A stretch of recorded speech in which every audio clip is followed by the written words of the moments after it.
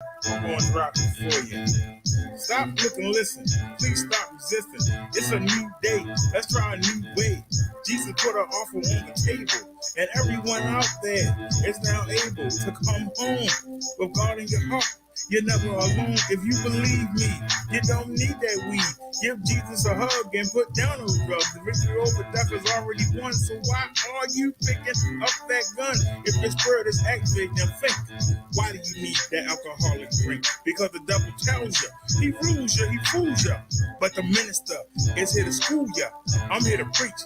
I'm here to teach. And it's you I'm trying to reach through this song that I compose. When Jesus comes back, only God knows. Are you ready or are you sitting heavy? Are you ready or are you sitting heavy? You won't be if you follow me. Alright, come on with it now. Oh God, what can I say about thee? You still love us sinners and you offer your grace for free. I'm not worthy, but you still search me out of a life of sin. And with Jesus' help, I know I can win. I love serving my Lord. He opens the door to a relationship with God. This is the only way in. In the name of Jesus, I always pray and I lay myself as a footstool for the lost demons. I know that for me. It's not cool to be a believer, but I'm not with my soul in the hands of the deceiver, a wicked devil who brings up inward trouble. I put my desires on ice and long for reaching paradise. A day with no pain, no stress. You gave me the way, and now I'm blessed. You can test me, let the devil stress me. But baby, hell is one place I don't want to see. So stop, look, and listen. Please stop resisting. It's a new day. Let's try a new way. Are you ready or are you sent heavy? Stop, look, and listen. Please stop resisting. It's a new day. Let's try a new way. Minister, Brother Derek. I hope y'all enjoyed that. Peace, everyone. This is Minister Brother Derek. I'm coming at y'all real. And that's what I do. It's really hard to be a Christian in 2021. Yes, it is. Everybody seems to have a double stamp on us. And we don't get no respect in the world. We are considered weak. We are considered soft. We are considered dumb for believing in the book. But yet these people have no morals. And you see what the world is going to. We get no credit. So this is for those who are hanging, who are remaining, who are clinging on to Jesus. Let's get it. Every day I dance before the Lord. So I stay connected to Jesus like an extension cord. I walk upon the stripes as long as my name is in the book of life. Let my light shine. Let it broadcast worldwide. I let Jesus be my guide. And if he lets me live another day, I'll continue to come to the people and say, stop being selfish, stop sinning, come to God and start winning. I roll with the Lord who is in control. Heaven is my goal, this earth is a first level. I help my fellow man deal with the devil. He's a liar, he's a fraud. His desire is to keep me away from my God. The more people I come off as righteous, but if tempted, I might just do a few of the things that God can't stand. He frowns on every day. I've been reborn, I've been hit with many opportunities. I cannot remain in unity with the Holy Father. Sometimes I wonder, is it really the Father? I remain devout, but it feels like I'm missing out. Most of the people that I meet who lie, steal and cheat, seem content, while Christians like me, our time is spent struggling. It should be the other way around. I'm not complaining, but how can you tell someone who's living it up to give it up when they're posting high? Doing right is a headache. There's got to be a better road to take. You know, a middle ground between Jesus and Satan.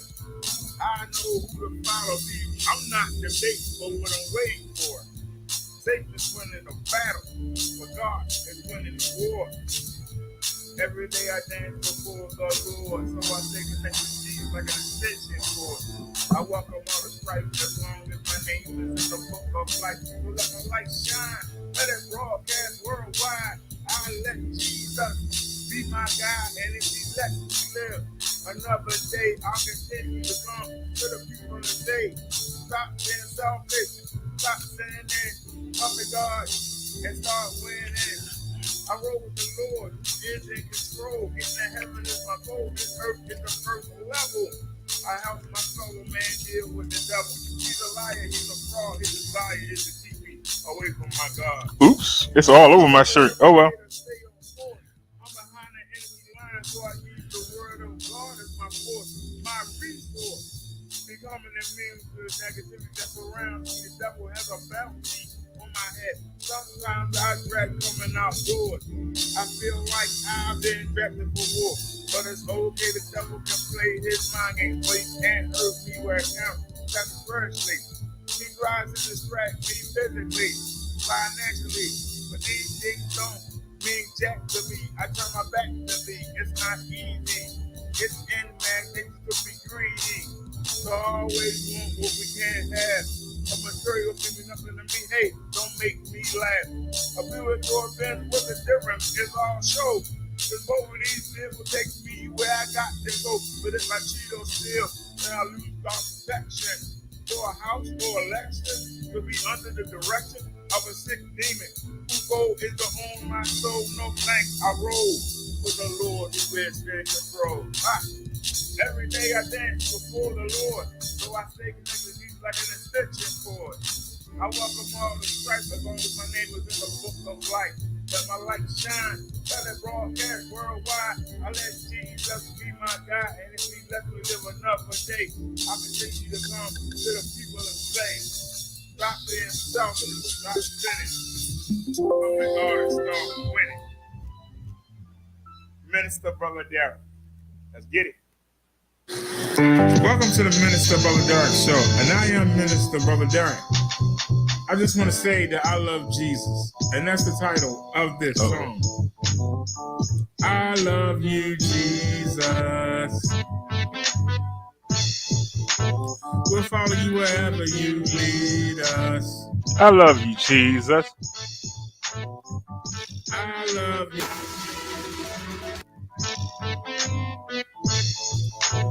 Don't let the devil deceive us. I love you, Jesus.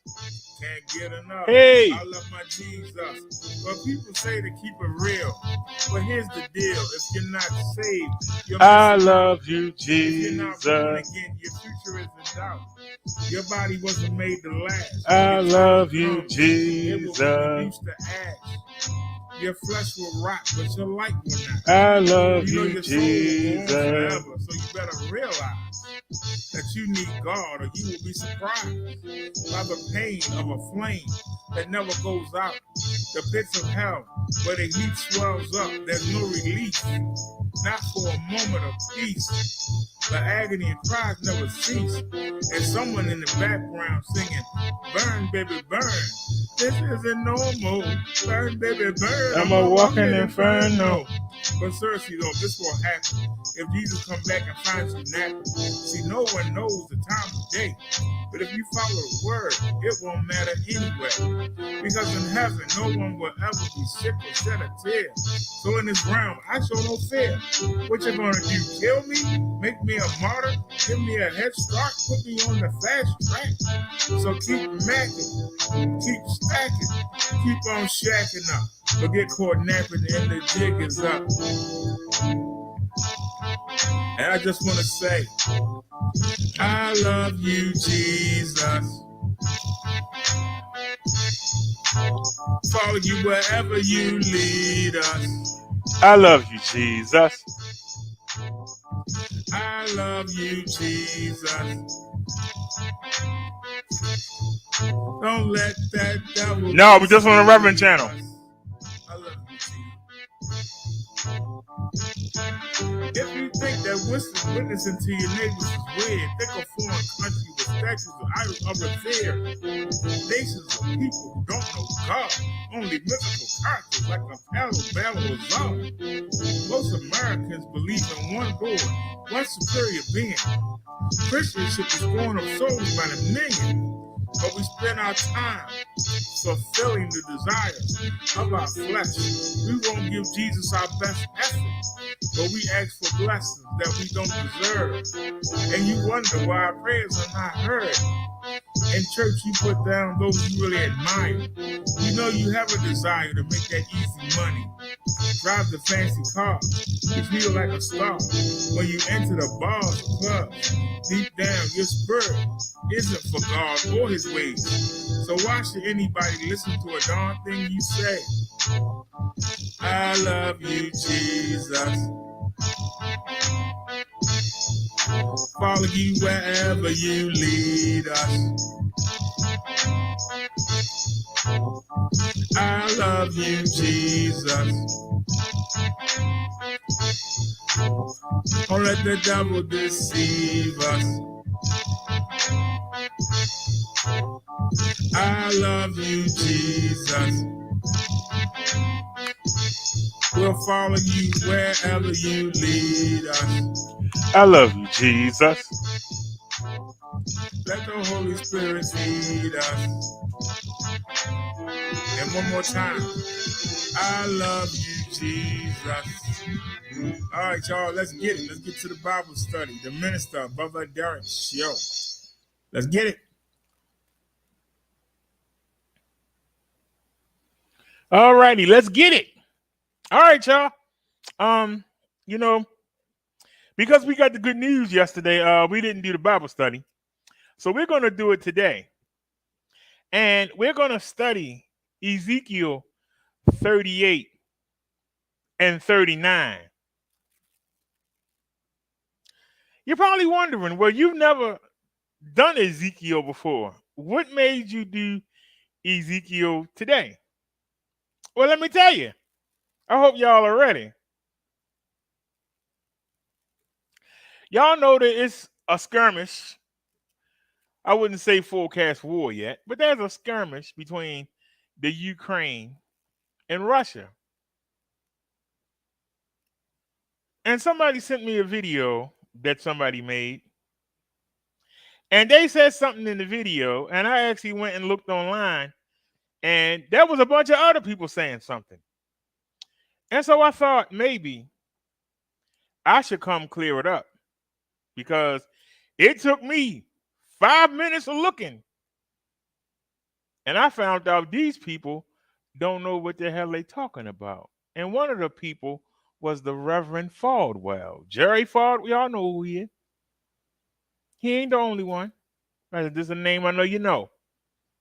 They out there telling you stuff that if you look at it, the way I look at things, they don't make any sense. And we're going to break it down. So let me show you the video that started this. Give me 1 second here.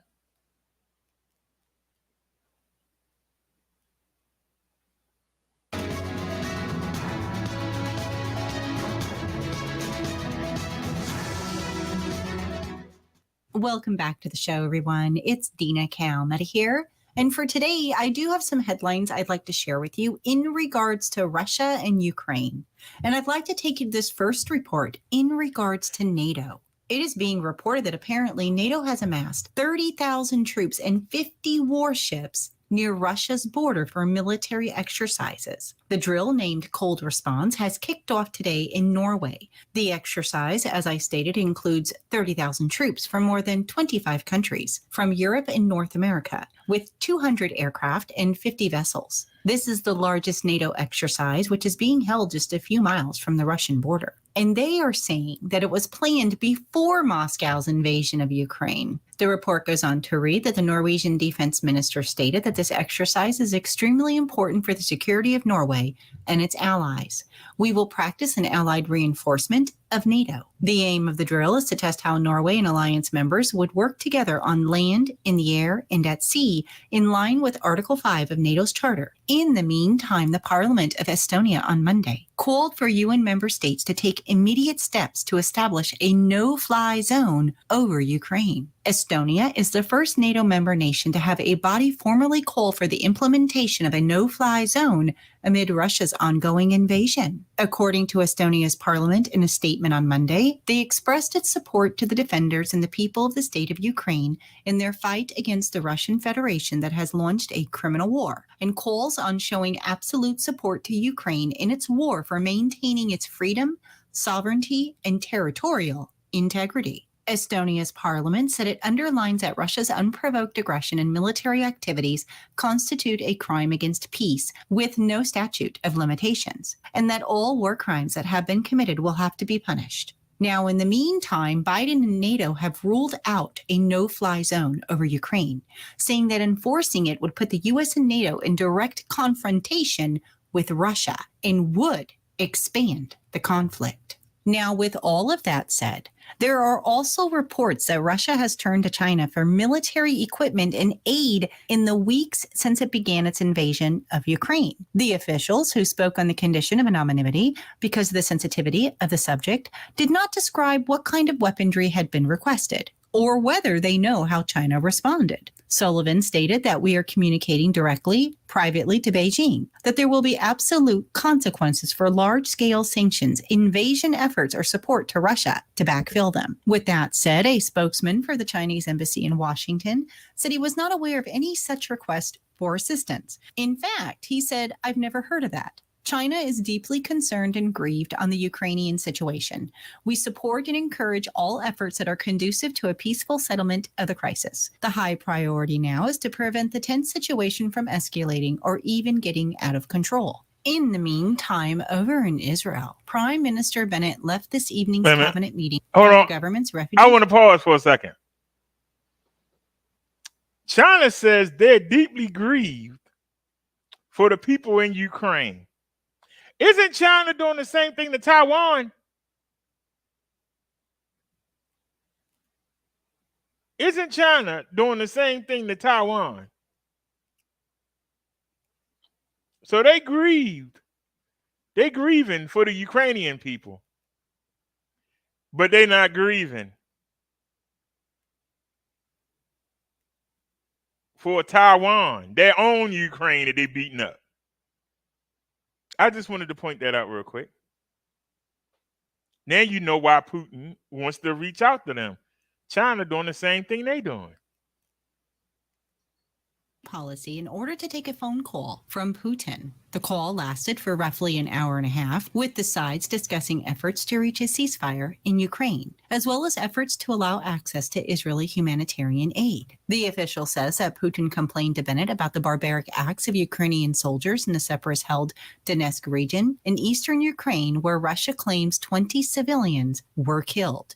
But those reports have yet to be confirmed. Now, I find this very interesting that Israel is holding talks with Russia. Now, we all know what the relationship between Russia and Israel will be in Ezekiel 38. So it's just something very interesting to note and to keep in the back of your mind. In the meantime, here are just a... Now, she said that, and I caught it.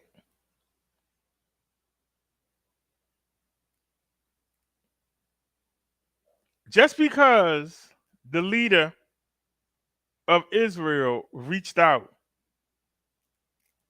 to Putin, she slid in there. That is interesting.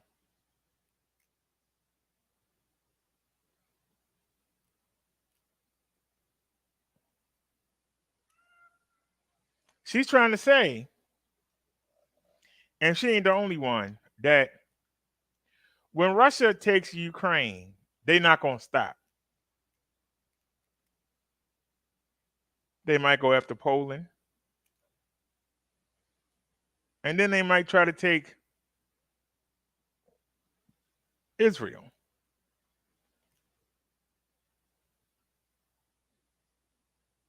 I'm not here to say that that's not going to happen, because it possibly could. What I am going to say is that this is not the time or the people that she's referring to.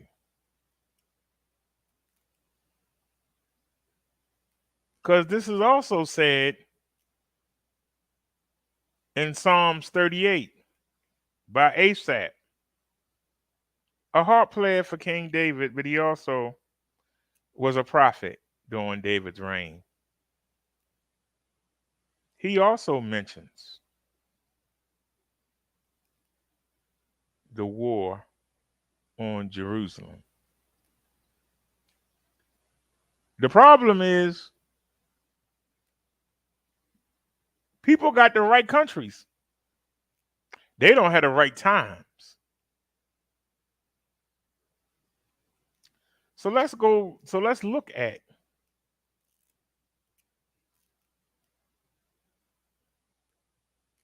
Ezekiel and let's study it for our Bible study and we'll learn for ourselves.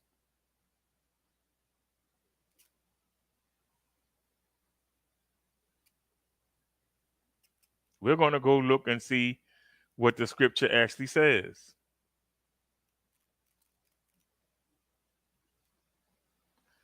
This is Ezekiel 38. Can y'all see this on y'all screen? Let me know if y'all can see this on y'all screen.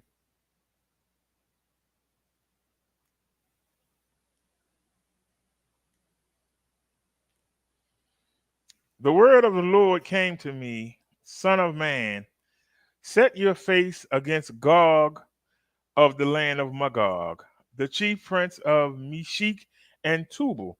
Prophesy against him and say, this is what the sovereign Lord says. I am against you. Gog, chief priest of Meshech and Tubal, I will turn you around, put hooks in your jaws, and bring you out with your whole army, your horses, your horsemen fully armed, and a great horde with large and small shields, all of them brandishing their sword.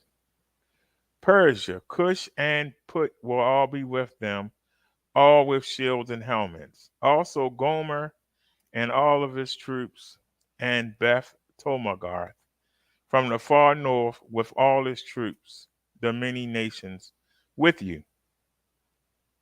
Now, this is referring to the Turkish. This is referring to Jordan, Saudi Arabia, Upper Egypt, and yes, Russia. Get ready, be prepared, you and all the hordes gathered about you, and take command of them.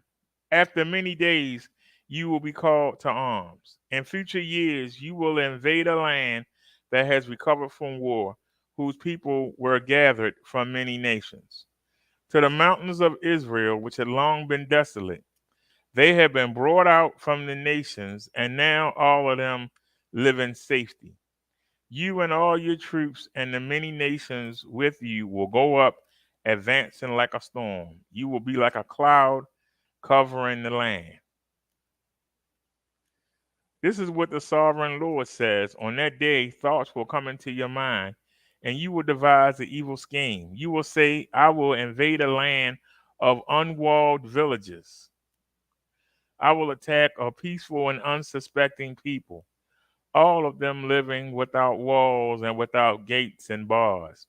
I will plunder and loot and turn my hand against the resettled ruins and the people gathered from the nations, rich in livestock and goods, living at the center of the land. Sheba and Dedan and the merchants of Tarshish and all her villages will say to you, have you come to plunder? Have you gathered your hoards to loot, to carry off silver and gold, to take away livestock and goods, to seize much plunder? Therefore, Son of Man, prophesy and say to Gog, this is what the sovereign Lord says. And that day when my people of Israel are living in safety, and will you not take notice of it? Will you come from your place in the far north, you and many nations with you, all of them riding on horses, a great horde, a mighty army? You will advance against my people Israel like a cloud that covers the land. In the days to come, Gog, I will bring you against my land, so that the nations may know me, when I am proved holy through you before their eyes.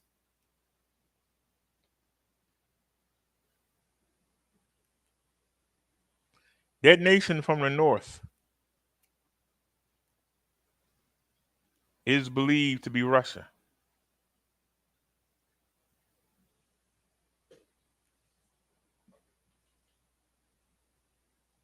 Let's keep going. That is what the sovereign Lord says. You are the one I spoke of in former days by my servants, the prophets of Israel. At that time, they prophesied for years that I will bring you against them. This is what will happen in that day. When Gog attacks the land of Israel, my hot anger will be aroused, declared the sovereign Lord. In my zeal and fiery wrath, I declare that at that time there shall be a great earthquake in the land of Israel. The fish in the sea, the birds in the sky, the beasts of the field, every creature that moves along the ground, and all the people on the face of the earth will tremble at my presence. The mountains will be overturned, the cliffs will crumble, and every wall will fall to the ground. I will summon a sword against Gog on all my mountains, declared the sovereign Lord. Every man's sword will be against his brother. I will execute the judgment on him with plague and bloodshed. I will pour down torrents of rain, hailstones, and burning sulfur on him and on his troops and the many nations with him. And so I will show my greatness and my holiness, and I will make myself known in the sight of many nations. Then they will know I am the Lord. Now, people are trying to say that after Russia takes Ukraine, they're not going to stop there.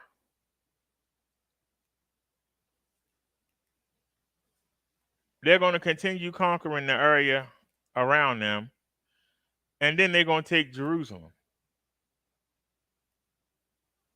Here's my problem.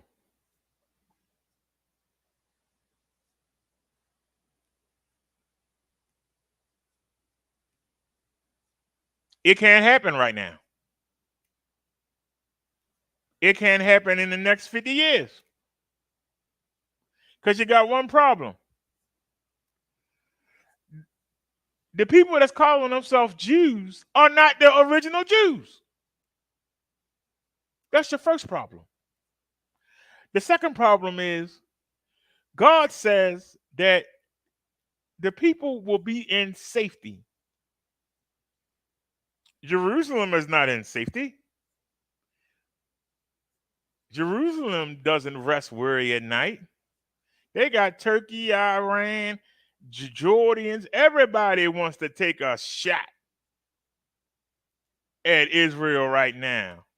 And it's because of NATO and the United States that they don't.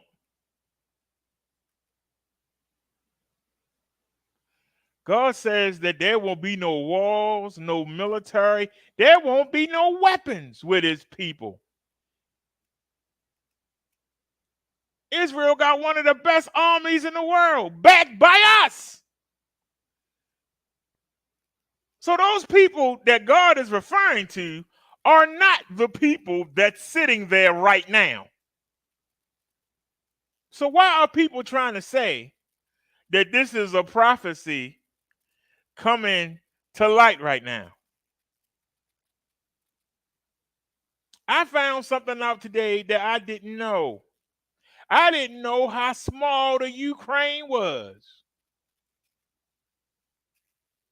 The Ukraine looks like a toddler trying to fight his mama compared to Russia. Ukraine like this big, Russia like that big. Like what the heck?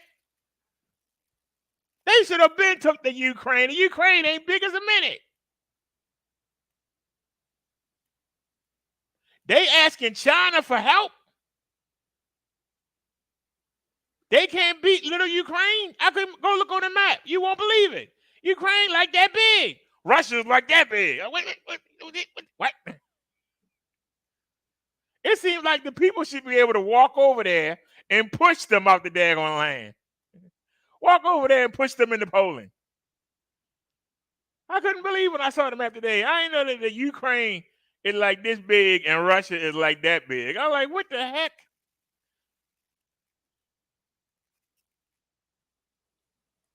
Russia is having problems with the Ukraine that they're not doing the ground fighting. They're using shells, mortars, and bombs on that itty bitty country. And you wonder why they're asking the Chinese for help.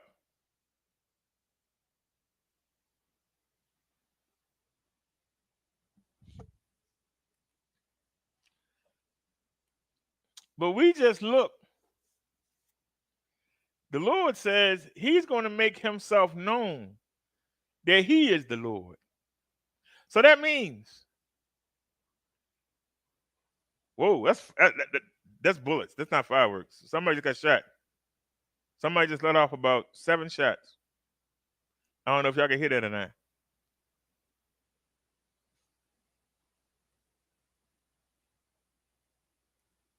God said he's going to fight for him.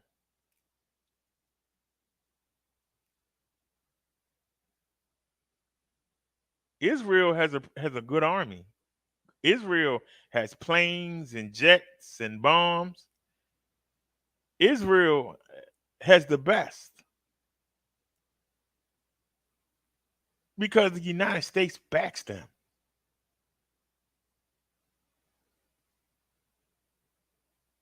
But God says his people aren't going to have anything. That he's going to do the fighting. Not the United States, not NATO, not the United Nations, not even the Israelites themselves are going to do any fighting. God says that he will. So the first problem with the thinking is, first of all, you got the wrong people sitting there. That's your first problem. Because the people sitting there now is there waiting on somebody to jump on them with the weapons that we gave them. So how is that possible? Anybody want to comment before we move on to 39? Anybody want to comment?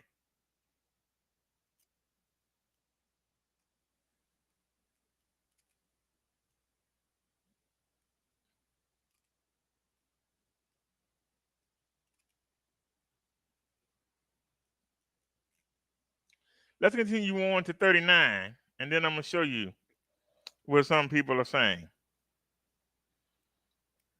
Son of man, prophesy against Gog and say, this is what the sovereign Lord says. I am against you, Gog, chief prince of Meshech and Tubal. I will turn you around and drag you along. I will bring you from the far north and send you against the mountains of Israel.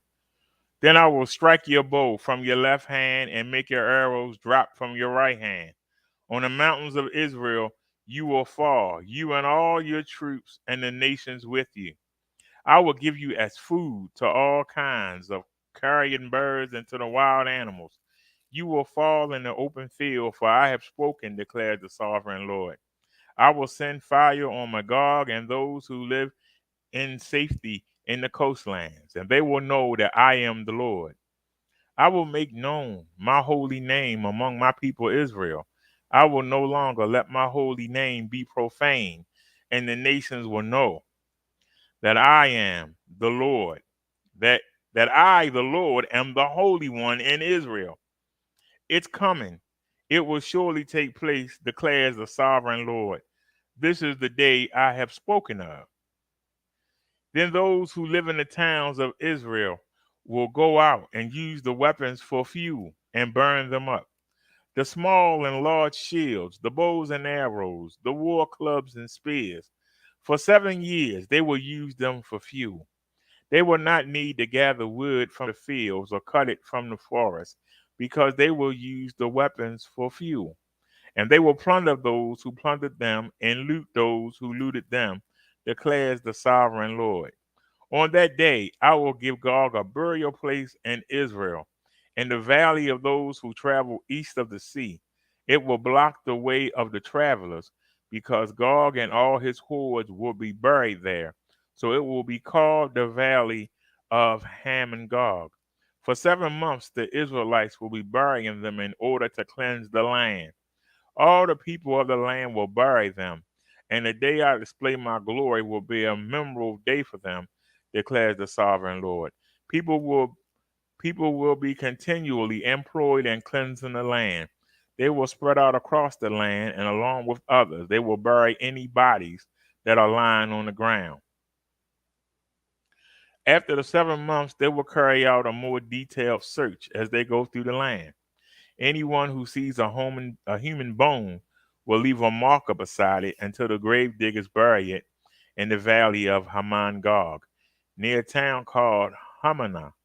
And so they will cleanse the land. Son of man, this is what the sovereign Lord says. Call out to every kind of bird and all the wild animals. Assemble and come together from all around to the sacrifice I am preparing for you, the great sacrifice on the mountains of Israel. There you will eat flesh and drink blood. You will eat the flesh of mighty men and drink the blood of the princes of the earth, as if they were rams and lamb, goats and bulls, all of them fattened animals from Bashan. At the sacrifice I am preparing for you, you will eat fat till you are glutted, and drink blood till you are drunk.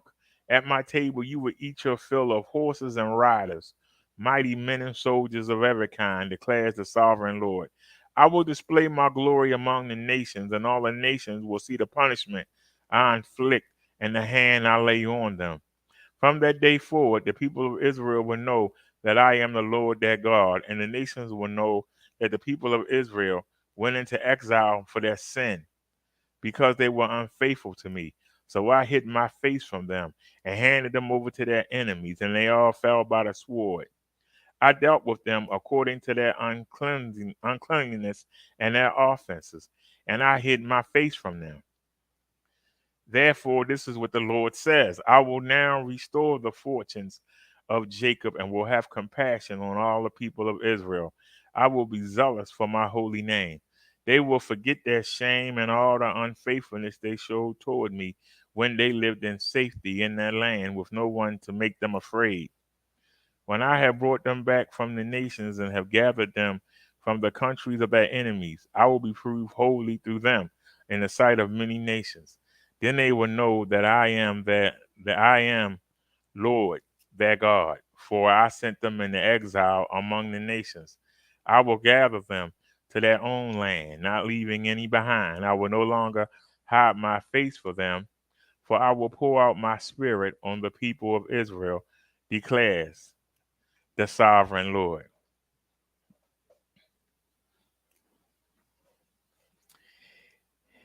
We got a couple issues here. Number one, if these are the right people, why are they so weaponed up? Number one, why are they so walled up? God said his people ain't gonna have no weapons, they ain't gonna have no walls. And they ain't gonna fight. The Israelis there right now, if Turkey step out of line, they'll go jump on them. If Iran jumps out of line, they'll go jump on them. If an Iraqi jump, they'll go jump on them. If Jordan, Syria jump out of line, they'll go jump on them. So these ain't the people that's being referred to here. That's your first problem. Second problem is God said that these people are living in prosperity and they ain't worried about nobody attacking them. That's not the Israelis of the day. They surrounded by enemies on all sides.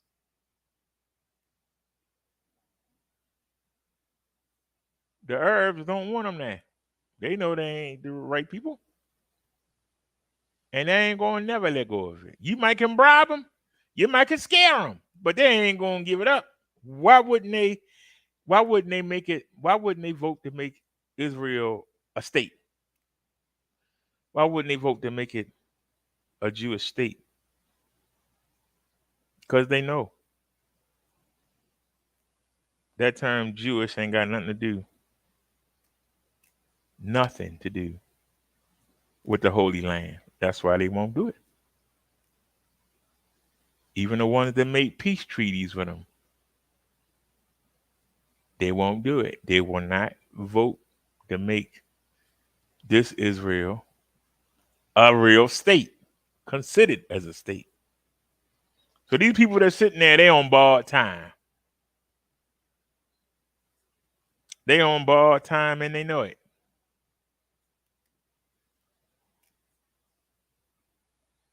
Especially now that slavery is done with, there really ain't no use for them.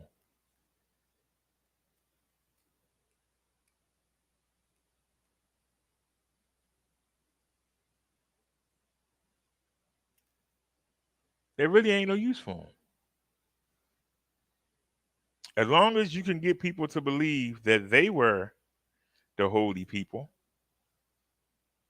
it was okay to enslave the real holy people. But now we're not doing slavery anymore. What purpose do they serve? What purpose do these people serve?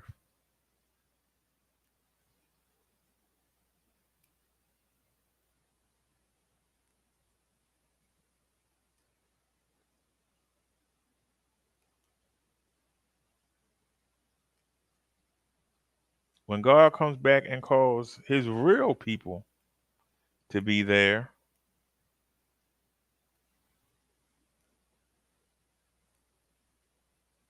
the United States is not going to come over there and do anything.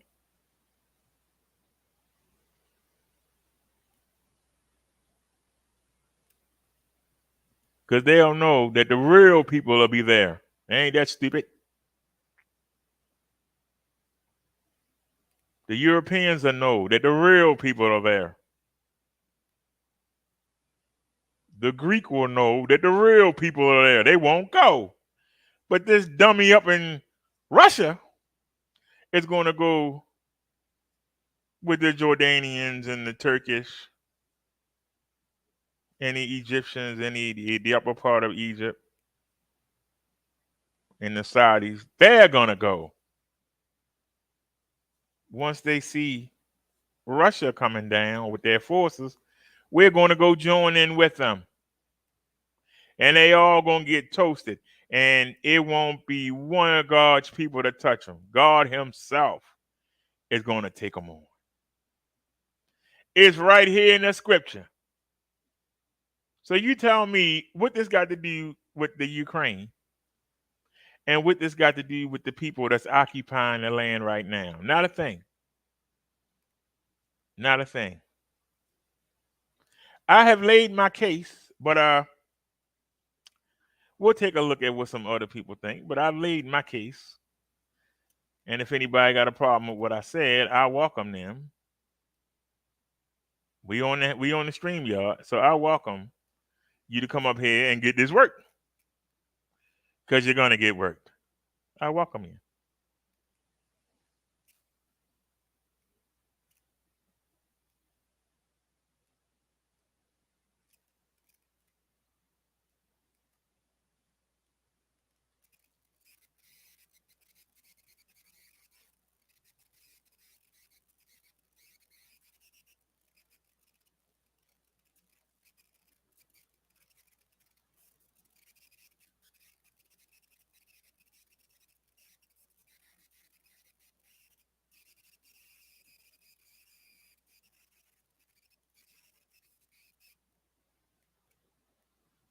You keep saying redirect notice. What that mean?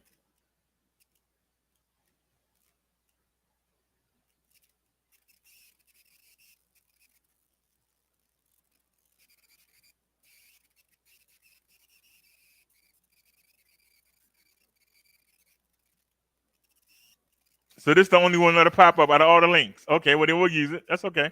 We ain't mad. Come on, bring it. We ain't mad. We'll use this one.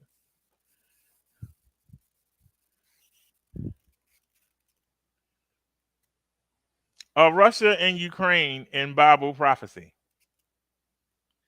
We are all aware of what's happening over in the Ukraine right now. They're under attack from Russia, and people have asked the question: is there any significance to all of this prophetically? Let me pull the camera back and say this. I believe we're living in the last days, I believe Christ could come back at any moment. These are the signs of the times the Bible tells us to be looking for. And in fact, Jesus likened it to labor pains in a woman who's ready to give birth. The idea being the closer they get together, the closer you are to the birth. And as we see more signs, more things happening, they're reminding us Christ is coming back again. Let's go to Matthew 24. What did Jesus say? And you will hear of wars and rumors of wars. So this is war at a scale we have not seen in a long time. But let me look at another thing in Matthew 24. It talks about the plagues being around us in the last days. If the coronavirus is not a plague, I don't know what is. It is a global plague. Also, I would add that the Bible warns of a world leader that will come and dominate and deceive people, but ultimately reveal his true colors. And he's called the Antichrist. I believe a lot of this government overreach imposing themselves on their people is a sign of what is going to come later when the Antichrist emerges on the scene.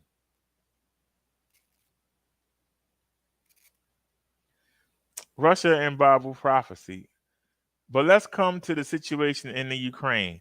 Many Bible scholars believe in Ezekiel 38 as it speaks of Magog attacking Israel, that is modern day Russia. I could go and talk about that for you, 30 minutes, why they believe that's true. I happen to agree with them. But it says in Ezekiel that the Jewish people will be scattered and regathered in their land again. We know during World War II and after the Holocaust, Jewish people from around the planet began to return to their land as Israel officially became a nation on May 14th, 1948. So that part of the prophecy has been fulfilled. I argue with that part of the prophecy. I don't believe that's the real Jewish people there. But okay. Because he didn't say enslaved people. He said people from around the planet begin to return. The Bible says these people, the enslaved people, came and returned. They didn't say that they came, that they were living large. It said the enslaved people came back.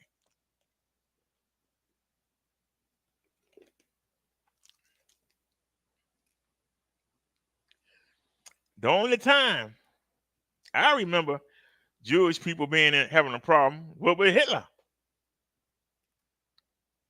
That's not from around the world. That's one dictator. Where's the around the world at?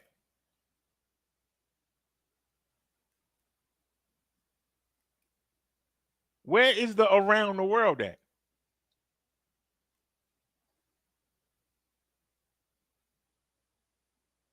When were they enslaved? They were put in camps, but when were they enslaved?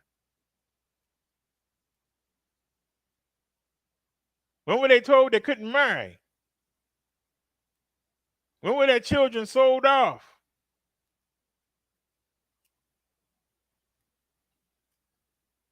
I'll wait. If anybody want to come in with a comment, just come on into the back chat. Let me drop the link real quick. I forgot about that. Hold on. Let me drop the link real quick. I know somebody want to come comment. Because it sure is quiet. It sure is quiet here today.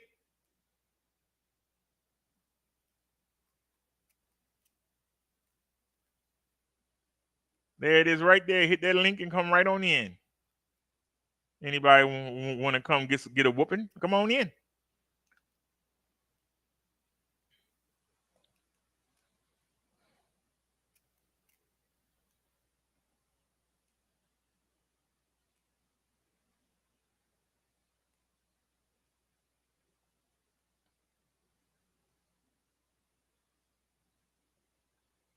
Now, it says,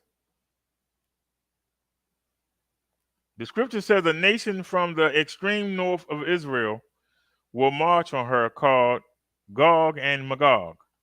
If you look on any map, you'll see that is the geographical area of Russia. Ukraine used to be a part of the Russian Empire. They broke off in 1991. Are they going to be part of Russia again? Could be.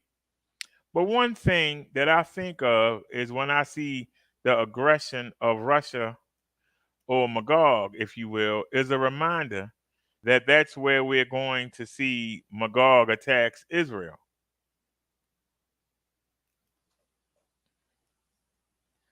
What should we do?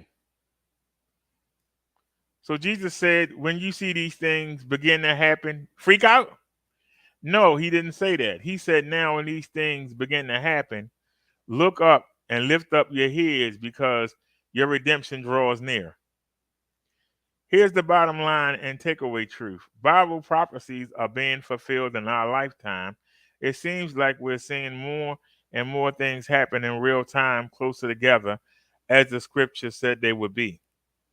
What should we do? We should look up and we should remember that God is in control. And we've read the last page of the Bible, the last page of Revelation, and we win in the end. Let's all be praying for the people of the Ukraine. They're going through a time of great suffering right now. Pray for them. Pray that God gives to our leaders wisdom as they're making very important decisions in the days ahead. I also want to add that there's a huge refugee crisis happening in Europe right now. And our friends at Samaritan's Purse are on site. Oh, man, you trying to get people to give you money.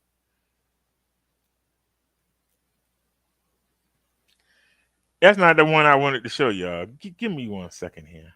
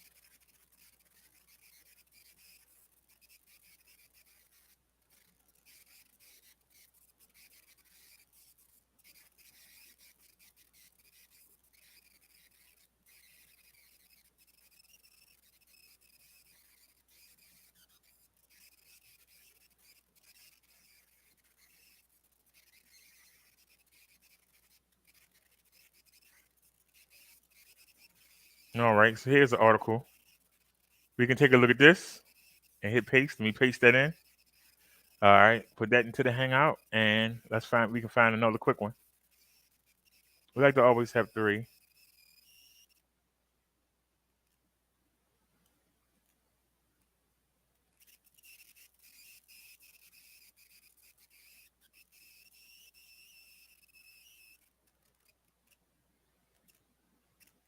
All right, this looks good. Let's copy that.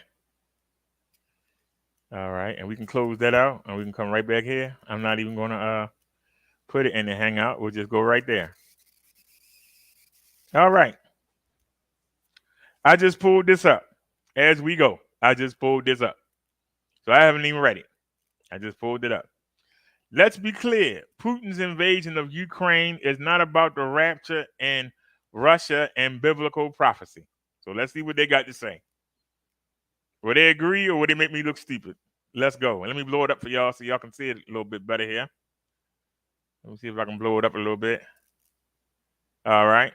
Y'all should be able to read along. Make your screen full screen.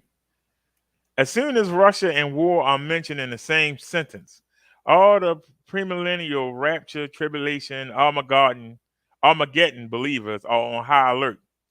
The rapture index, yes, there is such a thing as at 186. The all-time high for index is 188. The index tracks 45 categories. One of those categories is Gog. In the code language of the rapture believers, Gog is Russia. Most mainline Christians roll their eyes at the mention of the rapture and the prophecies of the end of the world. This is a category of mistake because almost half members of Congress are end time rapture believers. Their constituencies' cherished beliefs may lead to the most dangerous and destructive self fulfilling prophecy of all time, according to Glenn Scherer in The Godly Must Be Crazy. Estimates of the number of rapture believers in the United States vary from 60 million to 100 million. From his now eternal vantage point, Scherer may see that the godly have flown over the cuckoo's nest. Dispensationalism and Pat Robertson. As a background, consider a summary of what the rapture believers are preaching. Dispensationalism is an end times doctrine invented in the 19th century by the Irish Anglo theologian John Nelson Darby. Dispensationalists offer a literal interpretation of the Bible that offers a detailed chronology of the impending end of the world. Any war that includes Russia, dispensationalists say, offers signs of the rapture, while the rest of the world witnesses Russia's attempt to rupture world peace. Excited evangelicals think it's the beginning of the end and the rapture. Televangelist Pat Robertson, a fading voice from yesteryear, claims God has directed Vladimir Putin to invade Ukraine to use the country as a staging ground, to launch an attack on Israel and bring about the end times. Robertson is one of those evangelicals who credit God with offering strategy to vicious autocrats like Putin in order to accomplish God's goal. While Robertson admits Putin is out of his mind, he still believes Putin is listening to and being directed by God. In Robinson's captured by rapture delusions mind, Putin is not really going after the Ukraine. His real target is Israel. Robertson insists that Putin will soon invade Israel, Iran, Turkey, and Bulgaria. Then he jumps to the conclusion that always energizes rapture believers. He insists that Ezekiel 38 and 39 contain everything people need to know about what will soon happen. Robertson draws a straight line from Ukraine to Israel. The televangelist insists all of that area is going to be mobilized against Israel in the latter days. And God says, I am going to deal with it. So you can look at your map and read your newspapers. You can listen to your news, but know of a fact that God is bringing to pass what he prophesied years ago through his servant, Ezekiel. An excited Robertson declares, it's all there. It's going to happen. So I just say that's what's coming up. Robertson wraps up his argument with a summary. Is Putin crazy? Is he mad? Well, perhaps. But God says, I'm going to put hooks in your jaw and I'm going to draw you into this battle, whether you like it or not. And he's being compelled after the move into the Ukraine. He's being compelled to move again to get land bridge across the Dardanelles with Turkey. And watch what's going to happen next. You read your Bible because it's coming to pass. Hal Lindsey chimes in. Another old-time faithful rapture preacher, Hal Lindsey, also has weighed in on Putin's invasion of Russia. His chief concern is the economic hardship that will afflict Americans as a result of the Putin war. And what is a subdued response for Lindsey? He asks about the change in Putin. What happened? Romans 1 happened. Putin suppressed the truth and unrighteousness. He exchanged the truth of God for a lie. He did not see fit to acknowledge God. Therefore, God gave him over to a depraved mind. A depraved mind, or as the King James Version says, a reprobate mind, means in part a man that can no longer think in his own best interest. Robert Jeffress offers some uncharacteristic nuance. Robert Jeffress, an icon of the Rapture movement and a graduate of the Pantheon of Rapture teaching, Dallas Theological Seminary, offered an almost balanced account of Putin's invasion. Jeffress has previously written, "Now I'm more convinced than ever that we are living in the period the Bible calls the last days. We may be the generation that sees the second coming of Christ." Jeffress believes Jesus will return soon, but his current remarks on Putin and the Ukraine invasion are more nuanced than usual. In his online commentary, How Christians Should Respond to Russia's Invasion of Ukraine, Jeffress appeals to the sovereignty of God. Nothing catches God by surprise or thwarts his plans, he said. The evil designs of dictators like Vladimir Putin are in some mysterious way turned and used by God to accomplish his greatest purpose in the world. The king's heart is a stream of water in the land of the Lord. He turns it wherever he will. Then, in a surprising shift, Jeffress claims Russia's invasion of Ukraine is an awful display of needless aggression by a glory-hungry dictator. But these events probably do not herald the end of the world. Jeffress has stepped back from the apocalyptic fervor that has animated his entire career and suggests the end is probably not now. What is inconceivable is Jeffress insisting that God is directing Putin. God is pulling the strings with Putin to accomplish a greater purpose.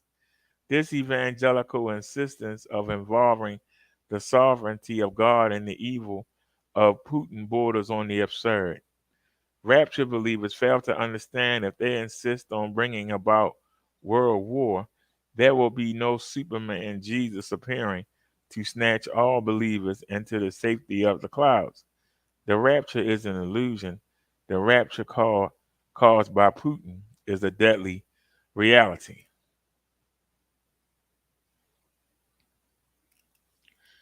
A wise word from Roman Williams. I don't know these people. Former Archbishop of Canterbury offers a more solid theological explanation than Jeffrey's. God's mysterious ways are appealed when we can't understand things, especially painful and shocking things, and we are encouraged to think about the vast gulf that separates us from God. But the Bible strongly suggests that this sort of religion is what we have to grow out of. God's purposes are not tied to machinations of dictators, human rights abusers, and murdering terrorists and serial liars. God's purpose, according to Williams and Tokens of Trust, is peace and praise. This and this alone is God's agenda. The world he has made is designed to become a reconciled world, a world in which diverse human communities come to share life together because they can share the conviction that God has acted to set them free from fear and guilt. God doesn't work with the tools of the devil. God doesn't choose to do God's work with the tools of the devils, and Putin is a tool of the devil. A cipher in the tragedy of corrupt power alienated from the eternal purposes of God. Robert Lindsay and Jeffries engaged in a theological project. A theodical project, not in theology. The evils of theodicy, Terence Tilley argues that those who engage in theodical project participate in the practice of legitimating the coercive and marginalizing ecclesial-political structure, which the heritage of Constantinian Christianity. Theodicy attempts to justify the way things are is the way things are meant to be. The problem this creates is an awful alliance of God with the purposes of dictators, a merging of the strange idea that God does God's work using the means of the devil. I struggle to remain patient at the disquisitions on the purposes of God that link God to the killing of civilians and the unjustified use of war to acquire secular political objectives. It seems odd that so many assume that Christians never have wrestled with the problem of evil or the reality of suffering and death. I am suspicious of evasive theodicies that seek to dismember God's omnipotence and turn God into little more than the fatalistic adoration of a celestial despot or universal genocidal divinity. I offer a heartfelt biblical rebuke to those who treat Putin's invasion of Ukraine as a means to a greater end. The merciless pragmatism of many evangelicals already emboldened to forsake Christian character, virtue, and compassion for the price of winning the culture war really goes off the rails with Putin. This guy put me to sleep. God darn. I think I'm nodding out here. God darn. Ah, Lord, I'm nodding out. God, man, Jesus. Let's look at the other one I pulled up. God darn, he put me to sleep. I apologize. Y'all still awake? I'm reading it and trying not to go to sleep. God darn. Is Ukraine war the onset of Gog and Magog? Let's see what this guy got to say. Though many world leaders expressed surprise, it should have been easy to predict that Russia was going to invade Ukraine. After all, Western intelligence agencies has been outing the Kremlin's war plans for weeks. It was also quite predictable that many Christians would instantly start connecting this conflict to the war of Gog and Magog, the last days, global confrontation described in Ezekiel chapters 38 and 39. As my colleague Malcolm Hedding once observed, the speculation about Gog and Magog seems to ramp up every time Vladimir Putin sneezes. Indeed, I have witnessed endless speculation about the onset of this prophesied battle throughout my entire 50 years of walking with the Lord. And to the world, and as well to the Israeli media, there's sudden excitement among Christians about Bible prophecy being fulfilled amid an ongoing calamity like the Ukraine can come over as odd and even worse, quite scary. Most of the speculation about Gog and Magog has centered around Russia or the former Soviet Union and their allies coming against tiny Israel. Some view it as an imminent war, which could be triggered any day now. Others conflate the war of Gog and Magog and with the battle at Armageddon, insisting they are the same conflict. Yet others place it at the end of the millennium, relying on additional prophetic passages found in the New Testament. So, what exactly is the war of Gog and Magog? And does it really have anything to do with the horrific war now raging in the Ukraine? To begin with, we should note that the book of Ezekiel is full of mystery and veiled imaginary. Even in the first few verses, the prophet declares, I saw visions of God. And then he sees the living creatures and the wheel in the middle of a wheel. Thus, the rabbis have traditionally discouraged their fellow Jews from even reading the book of Ezekiel until they have studied all the other Hebrew scriptures. But towards the end of Ezekiel, the book does seem more straightforward and follows a clear chronological order, which takes on added meaning when reading it from our perspective today.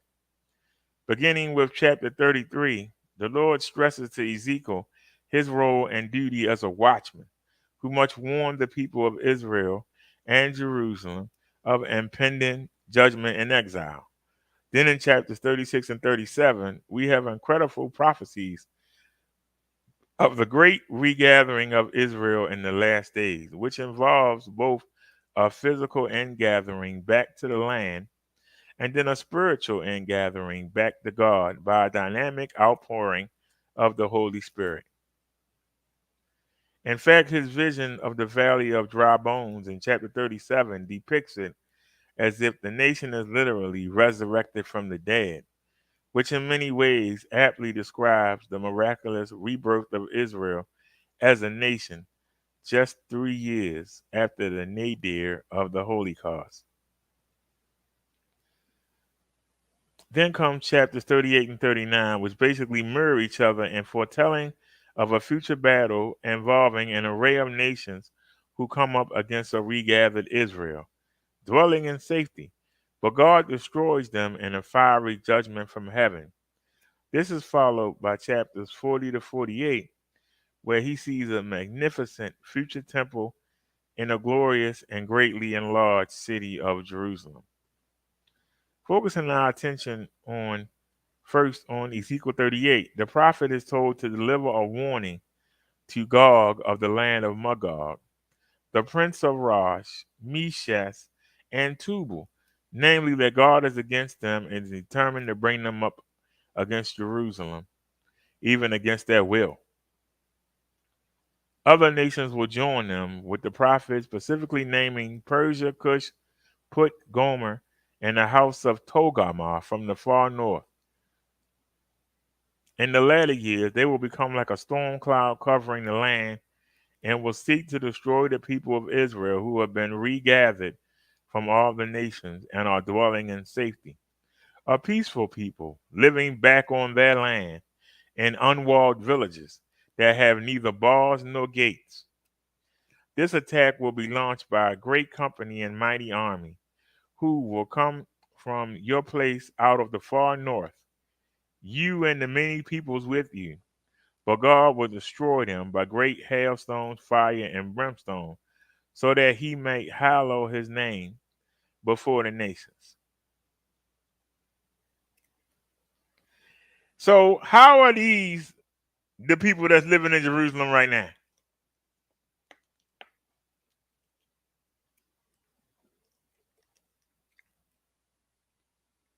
I asked the question. The people that's occupying Jerusalem right now.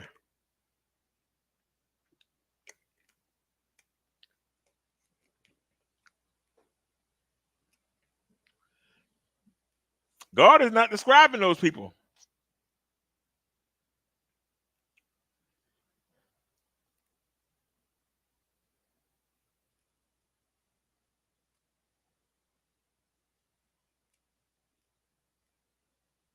He said a peaceful people living back in their land in unwalled villages that have neither bars nor gates.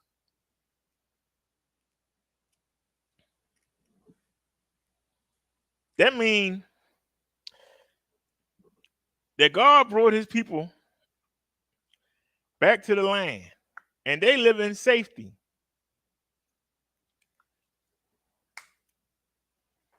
And they ain't worried about nobody. But the people over there are armed to the teeth. The people over there now got planes and missiles and bombs and bases. That's not the people that God talking about. They're living in peace. The world is looking up to them. They are the center of the world. Jerusalem ain't the center of the world. You ask your kids, would they rather go to Jerusalem or would they rather go to the Virgin Islands? Would they rather go to Jamaica? Would they rather go to Disneyland? Ain't no child gonna say, I want to go to Jerusalem.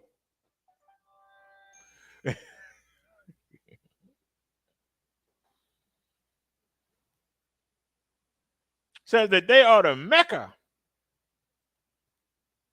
Name one thing that you want to go get from Jerusalem. They don't make no iPhones, no iPads. They don't make no Samsung. They don't make no Sony. They don't make no vehicles. Ooh. These are not the people that God talking about. You can try to convince yourself. These are not the people that God talking about. And I'll keep making my point. And the further we look, if God is going to fight for them, then why are we defending them? Why is the United States defending Israel? I got to tell you right now, if Turkey, Jordan, Iran, Saudi Arabia, Egypt attack Jerusalem right now, how long do you think for our soldiers to be over there helping them?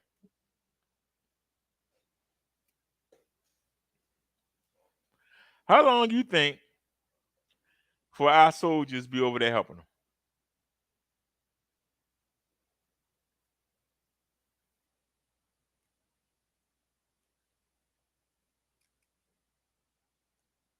But God says, I'm going to fight. They won't have an army. They won't even have a weapon. They won't have no fences, no walls.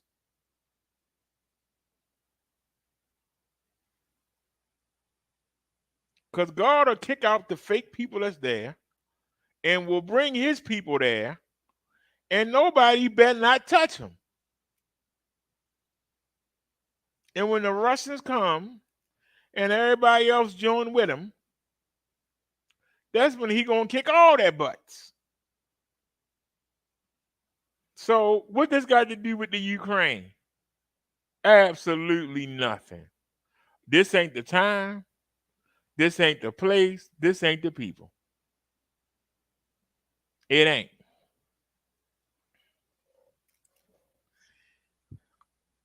There's another scripture that they refer to. It's actually a psalm. I think I have it. Hold on a sec. Let me take a look at the psalm here. Can I find the psalm? Where's the psalm? I think this is it right here. Hold on. I hope it worked.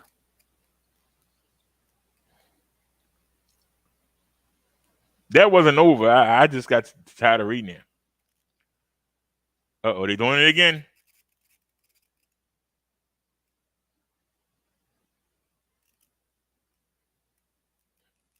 I don't know why my link's not working. But you know what? We don't need it. I don't know why the link's not working. We don't need it. Because I believe it's Psalm 83. Hold on a second, y'all.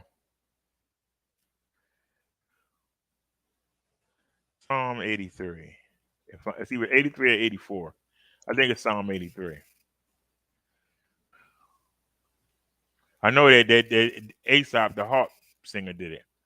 Here we go. A psalm of Asaph. Asaph was a harp player, a musician, and he also was a prophet for King David. So let's see what Asaph had to say, because people quote this too. O God, do not remain silent. Do not turn a deaf ear. Do not stand aloof, O God. See how your enemies growl, how your foes rear their heads. With cunning, they conspire against your people. They plot against those you cherish. Come, they say, let us destroy them as a nation so that Israel's name is remembered no more. With one mind, they plot together. They form an alliance against you. The tents of Edom and the Ishmaelites of Moab and the Hagrites, the Byblos, the Ammon and the Amalek, Philistia with the people of Tyre. Even Assyria has joined them to reinforce Lot's descendants.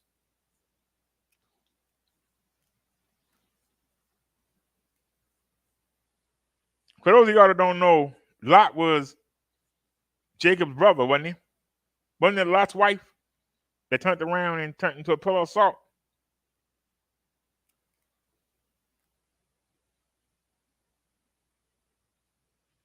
Ishmael was one of Jacob's sons, wasn't he?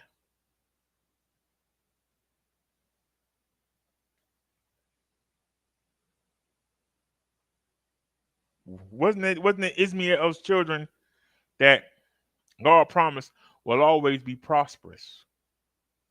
They'll always have oil,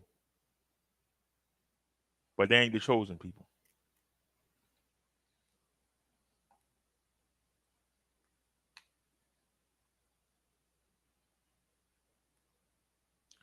So you got all these enemies that's surrounding Israel to this day.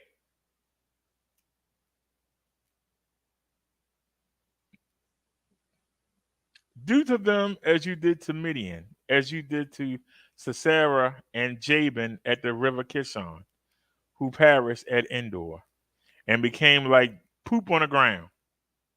Make their nobles like Oreb and Zeb, and all their princes like Zeba and Zalmunna, who said, "Let us take possession of the pasture lands of God." Make them like tumbleweed, my God, like chaff before the wind. As fire consumes the forest, or flame sets the mountains ablaze, so pursue them with your tempest and terrify them with your storm. Cover their faces with shame, Lord, so that they will seek your name. May they ever be ashamed and dismayed. May they perish in disgrace. Let them know that you, whose name is the Lord, that you alone are the most high over all the earth.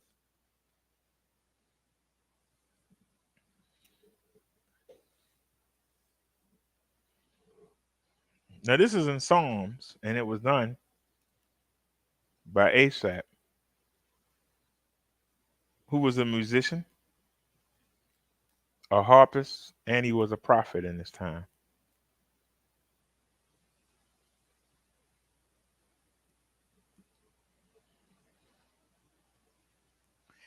They are saying that he's prophesying about the future, and that future is now.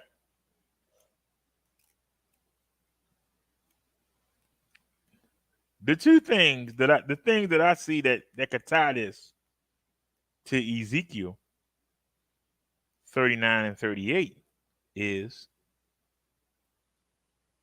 that he's asking God to fight for the Israelites. Because let's be honest, the Israelite army without God couldn't do much.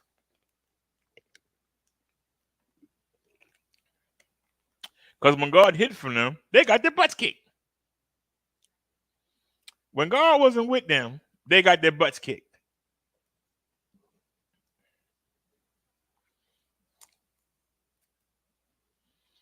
Let's move to the people in Israel today. If Jordan makes a move on Israel today, Jordan will get their butt kicked. If Turkey makes a move on the people in Israel today, they'll get their butt kicked. If Iraq makes a move, they'll get their butt kicked. So I say this again. The people that's living there now is not the people that's being referred to. Because even if you look through the Bible, if you go from Exodus and you go all the way up to the end of Samuel 2, look at all the wars that they fought. Most of the time, whether it be the Philistines, whether it be the Jebusites, the Hebrides, whoever they were fighting, most of the time, the soldiers became confused among themselves and started fighting each other or started running in all kinds of directions. It's not hard to hurt somebody that's trying to run from you, that's afraid of you before you even start. This is not the people that's over there now.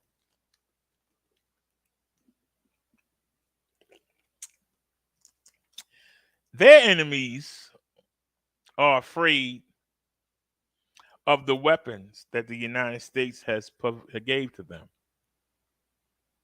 Their enemies are afraid of the United States Army. They're not afraid of God.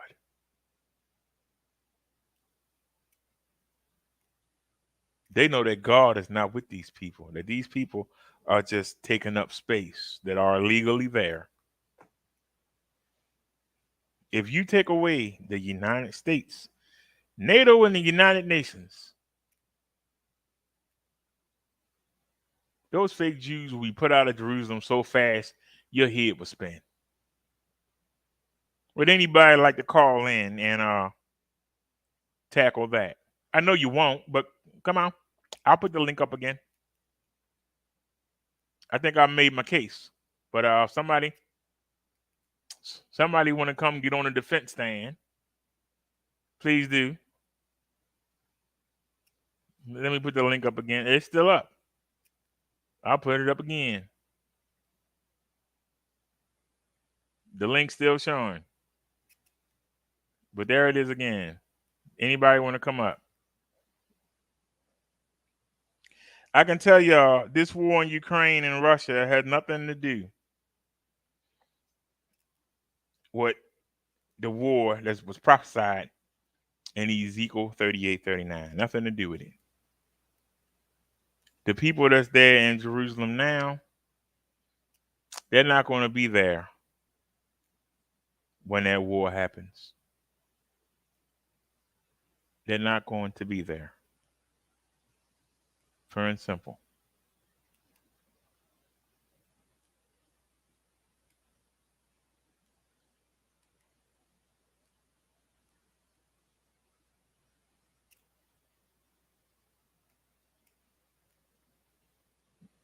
And the reason that it's not going to happen is because God is going to fight for his people. And those ain't his people.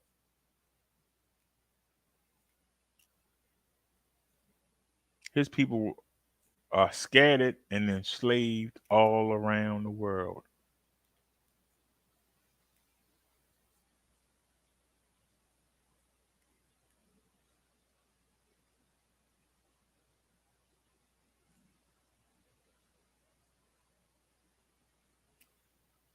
Some in South America, North America, Europe, Spain, Haiti, Dominican Republic.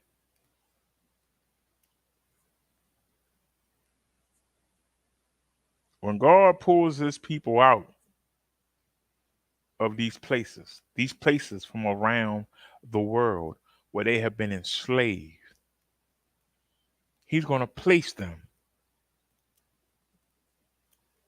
in Jerusalem and they will prosper. And the other nations around the world that are jealous, when they see Russia approaching, they'll join them and attempt to take Jerusalem down.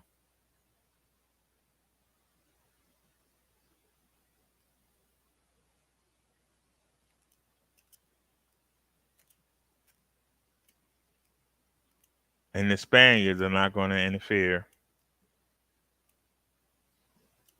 Europe is not going to interfere.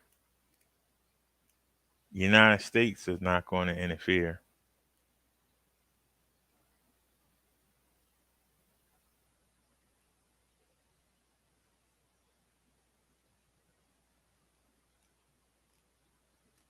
Because they're not going to go help their former slaves. God will fight for his people. Before we move on, anybody have any questions? Anybody have anything to say? Anybody?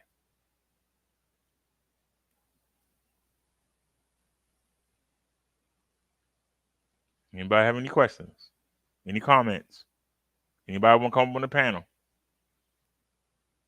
Anybody want to come embarrass me? Come on.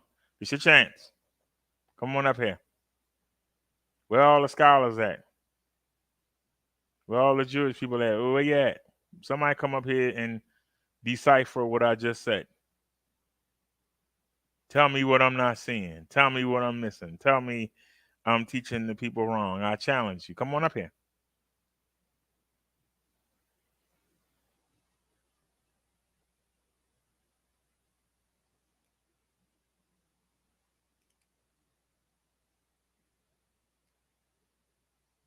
I came across this information, and it was just that one video. The one thing the lady said in that one video that brought all this to light. And I went on Google for 5 minutes and watched 3 episodes of Hell Kitchen. I cooked and came live. So for all of you that have been studying, that got years and got degrees and certificates, come on up here and embarrass me. How is it that I noticed something in a few hours? Something that y'all been studying and taught for years.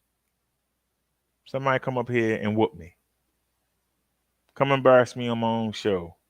The link is on the screen. We on the Hangouts. All you gotta do is hit the link. You come right on in. Where's everybody? I ain't think so. Let's go check out the news. I ain't think anybody had the cojones. Don't nobody want to deal with the truth. But they love to make up stuff. Nobody want to hear the truth though.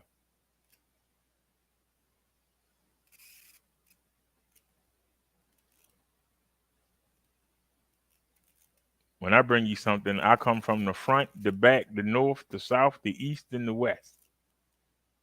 And I challenge you to come bring something. Come bring it and get your feelings hurt. Now at 5 tonight, a deadly encounter outside of a barbershop. Philadelphia police are trying to track down a duo who struggled with another armed man before shooting and killing him. It is Thursday night, and the big story in Action News is that terrifying encounter in Hunting Park. Today, police identified the man who was killed and released new details about what 2 bystanders did right after the crime. Action News reporter Brianna Gallagher now live for us at police headquarters with those details. Brianna. Good evening, Rick and Shari. Police are searching for multiple suspects this evening after a man was shot and killed in broad daylight in Hunting Park. And police say that this was all caught on camera. Action News obtained surveillance footage of an altercation that turned deadly. Police arrived on the corner of 8th and Luzerne around 6:30 Wednesday night and found a 38-year-old man on the sidewalk suffering from multiple gunshot wounds to the chest. Officials say he was pronounced dead shortly after, but they do believe he was targeted. All of these shell casings, some are just inches and some are just feet away from where the victim had collapsed. So it's pretty clear that this shooting victim was the intended target. Because there were a lot of people in the area at the time, police say there are several witnesses and thankfully multiple angles of surveillance footage. Authorities say an altercation broke out just before the shooting. You can see a physical altercation, a fight between the victim and another male.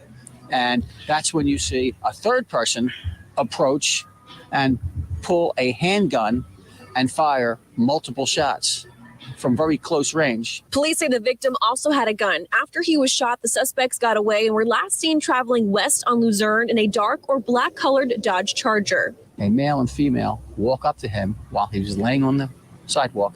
A male picks up the gun, takes it out of his hand, and then hands it to a female. And then you also see this male go through the victim's pockets. So after he's shot, laying on the sidewalk, unresponsive, and before the police arrived, Now, it's not clear what was taken from the victim's pockets. However, police do say this is very unusual for 2 separate people to walk up and do something like this. Live here at police headquarters, Brianna Gallagher, Channel 6 Action News. Rick? All right, Brianna, thank you for that report. New information.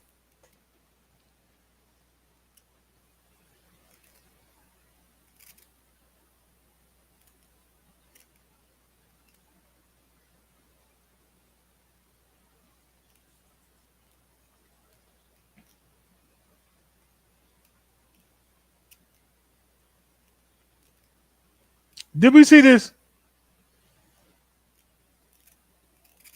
Also tonight, a bizarre attack inside a Newport News middle school. We started getting wind of this from some tips last night. It all began as a fight between two students at Gildersleeve Middle School when one of the students' family members got in the middle of it. Now a woman is under arrest and police had to step up patrols this morning because of it. 10 on your side's Michelle Wolf has this for us tonight. School staff members tell me they're fed up with students constantly fighting and are especially shaken up after a parent laid their hands on a student, a teacher, and a security guard before escaping the building. What started as a parent-teacher conference quickly turned physical. A parent came into the office with several members of her family and signed her child out. And then instead of leaving the building, went into the cafeteria where she and her child and the family members assaulted another student. That Gildersleeve Middle School employee didn't want to reveal her identity, but she tells 10 on your side that a teacher and security guard who tried to break up the fight were shoved by the parent. A spokesperson for the Newport News Police Department confirms 30-year-old Kiazia Pitt was the parent involved and ran before police could arrive. The employee also told me at the time of the fight there was no school resource officer in the building or administrator monitoring lunch. With no SRO, we have no ability to even handle that. It is disturbing because half of the 8th grade was in the cafeteria. Court records show Pitt has a history of criminal and traffic charges dating back to 2012, including theft, assault and battery, and a May 2021 charge for malicious wounding. They definitely instigated because they went out of their way to go into the cafeteria instead of exiting the building. We're told the teacher and security guard are back at work. The students involved have been punished per the school's code of conduct. A spokesperson for Newport News Public Schools has yet to respond on the incident. Pitt is charged with simple assault and contributing to the delinquency of a minor. In Newport News, Michelle Wolf, 10 on your side. And the let me get this straight. So y'all trying to tell me when you hear incompetency, you're trying to tell me that the school system invited this parent up for a parent conference. Apparently her child was bullying somebody else. Let's take the nice road. Maybe her child was being bullied. They invited her up there knowing they had no security in the building.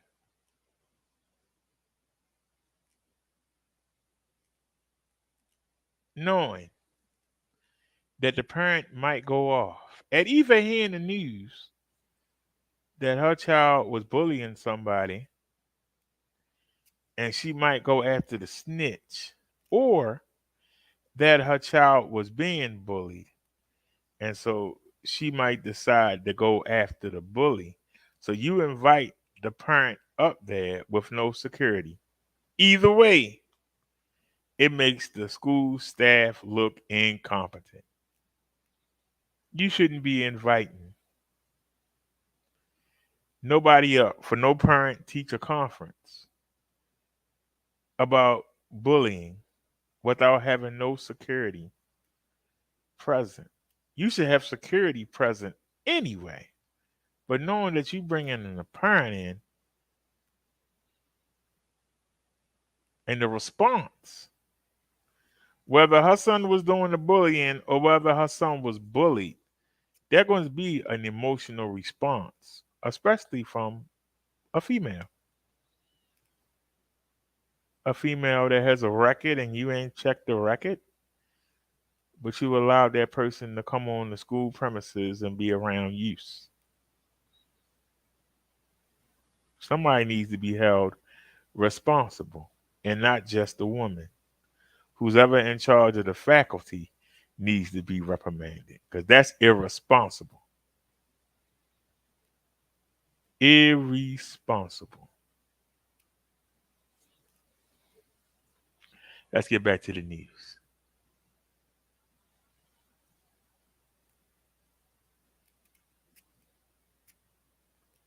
Anything else we're looking at? Oh, this is my city. Oh, look at this, y'all. This is terrible. Monday morning, 3 Pikesville High students showed up in the nurse's office. So our SOO was notified of a medical emergency that occurred, and they responded to the nurse's office. Once they were at the nurse's office, they requested medics to come and assist with the individuals who were suffering from some medical-related issue. In a text message to parents a day later, the school's principal confirmed an ambulance took 1 student to the hospital. The parents of 2 other students took them to the doctor to make sure they were okay.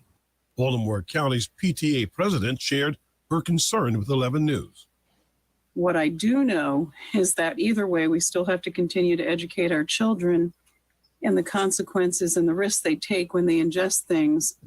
I don't know if they knew what they were doing or not, but either way, they need to be educated.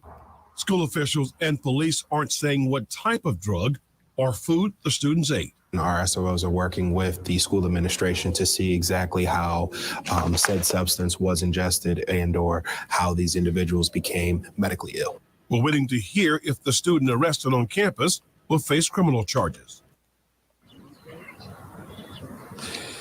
In the meantime, school officials say they would take any disciplinary action if needed. Live at Pikesville High School, Tim Tootin, WBAL TV 11. And that's not Baltimore City. Also tonight, that is not Baltimore City. That is Baltimore County. Okay, that's Baltimore County, not Baltimore City. People have a little bit more dosque. They're a little more privileged in the county. So didn't nobody get shot? Somebody tried to poison them. I'm so sorry. I want to know what's going on. Our top story tonight, a 27-year-old man shot dead by San Antonio police. In the aftermath, a crowd tried to flip over a patrol unit as officers pepper spray them. This went down just before 4 this afternoon near Elmendorf and Carter Street, the west side. Chief William McManus says the man they shot was running from police when he pulled a gun from his waistband. Tonight, KENS 5 reporter Matt Houston with brand new insight from the victim's sister. Matt? Sharon, lots of anger today, but for the first time in probably 6 hours, the neighborhood is quiet. You can just hear the whizzing of cars up and down Culebra, a welcome change from the screaming and the crying that plagued the atmosphere earlier, all prompted by gunshots this afternoon. We want to put some of that response that you saw into context. Here's a recap of what happened today. Wailing haunted the city's west side as friends and family learned police shot and killed a 27-year-old on North Elmendorf. Jasmine Johnson says the dead man is her brother, Kevin. He's not a bad person, so there's no reason why this should have happened. I mean, nobody deserves to get shot in the back 9 times. SAPD Chief William McManus could not say. Well, you sure ain't making a good case for him. Well, we just watched you take 3 swings at a police officer at his face with your phone. Your family is not violent. I'm just saying, just from the first three seconds. I know most of y'all act like you didn't see it. That's why I'm pointing it out to you. There's nothing violent about the family.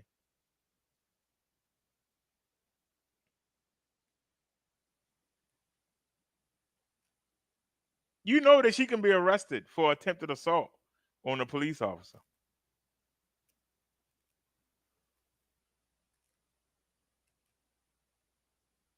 You realize that another officer could have seen her swinging at that cop and shot her.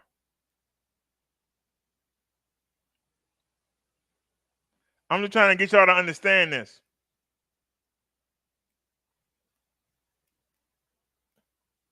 She's a representative of the family and going to try and tell you that her relative wouldn't hurt a fly. We just saw her take 3 swings at a police officer. I just want y'all to understand the illogical thinking and behavior that people show.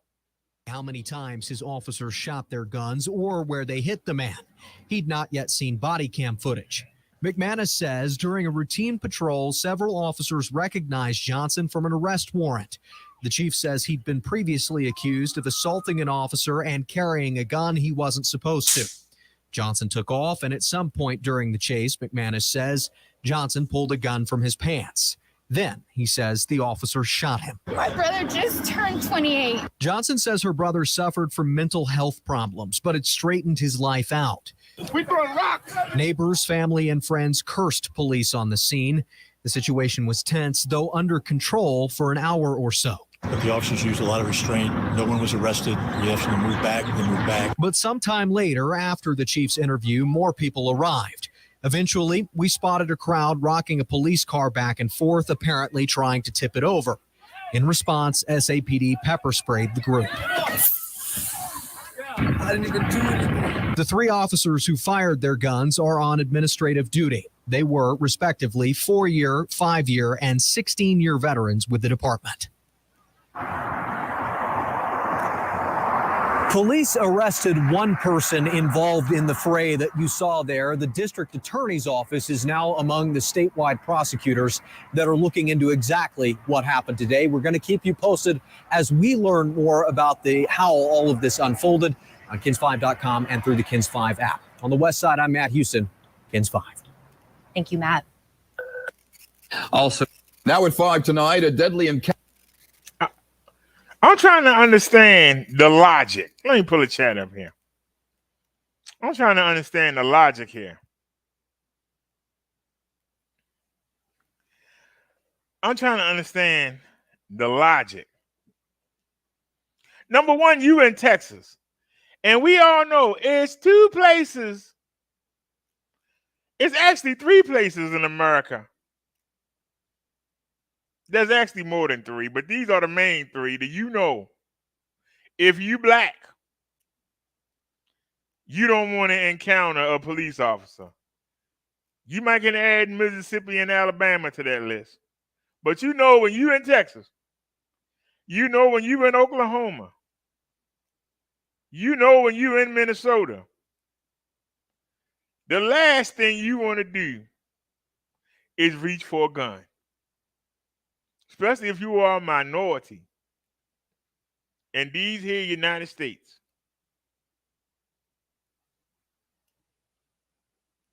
Cops in New York. Cops in Maryland.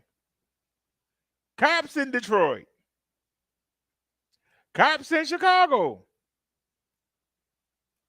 will take a second thought. But you know when you go to Texas, you know that when you're in Oklahoma, they had their prisoners sleep outside. You know when you go to Mississippi, they got their prisoners sleeping in a foot of water with all kinds of bacteria and stuff. You know when you're in Alabama,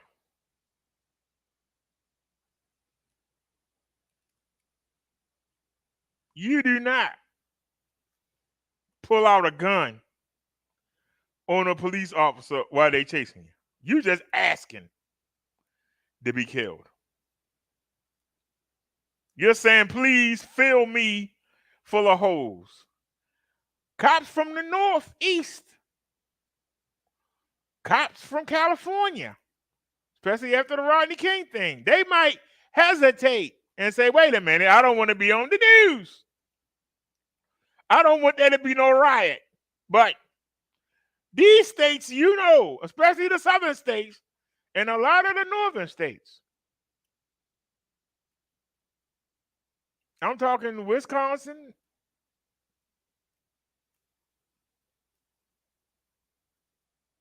even as far as Tennessee.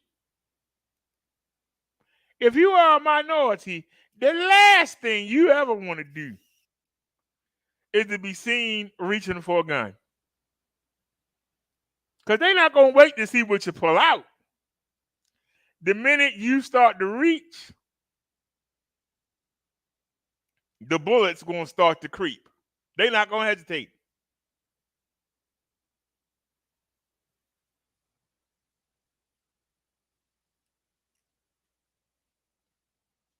The relative that we saw that was swinging that phone, if that phone had been silver and it was dark, she might have been riddled with bullets.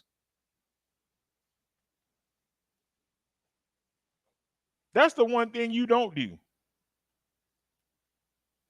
You would have to be insane.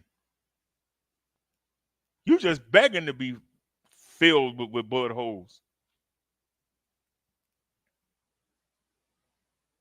Because the one thing that the people that's out there marching, the one thing the people out there demonstrating, the one thing they won't understand, these cops that you hate so much, they want to go home.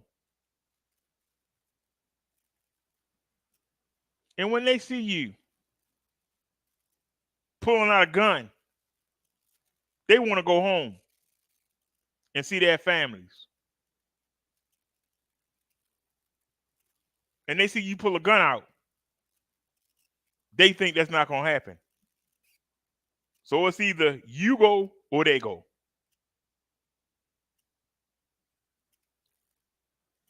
And we can debate this all night.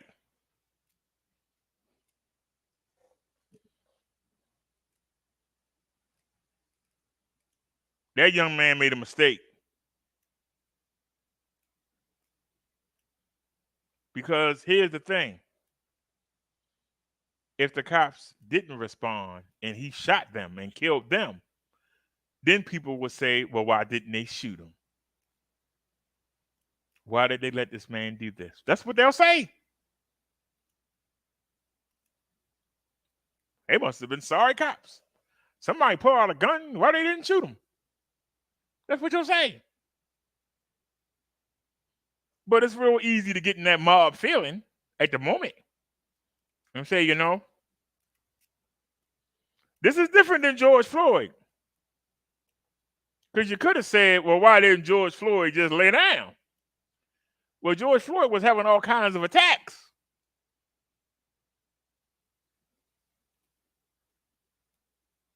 Really didn't have control of his body. But this young man was running from the cops. And he reached in his pocket and pulled out a gun and aimed it at him. He asked to be filled with holes. You can talk to me all day. You can't justify that. Because when you say the cops shouldn't have done nothing, you saying to their families, their daddy shouldn't come home tonight. Their mama shouldn't come home tonight. That's what you're saying. Instead, this criminal who's running because he got warrants, he should go home tonight. That's what you're saying.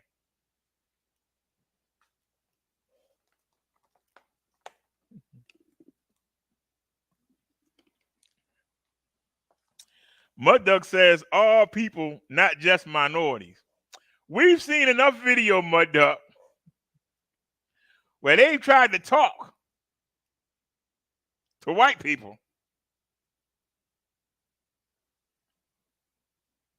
and give them a chance. We ain't getting no chance. When they see us reach, they let go. Hey, you know, hey, come on, Jimbo. Jimbo, I know your mom. Your mom wouldn't let you do that. He got a gun, shoot.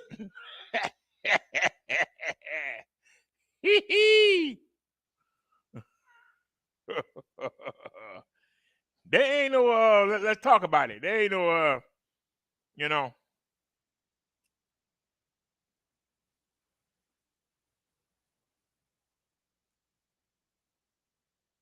I understand you get emotional, your adrenaline running. Whatever warrants you had,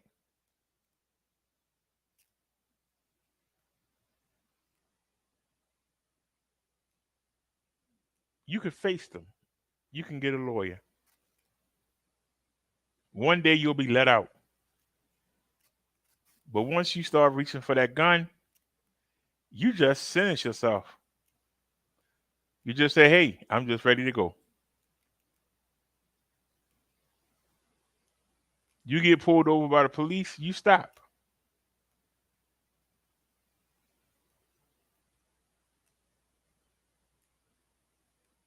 Your objective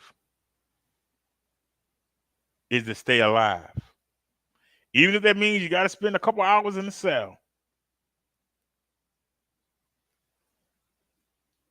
There's a court hearing.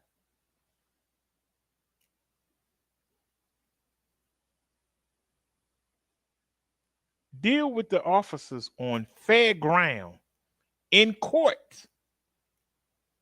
You can't have a fair hearing in the street. Everything is against you. Unless you got a gang with you that's all armed, everything is against you. There's no reason for you to be trying to get justice.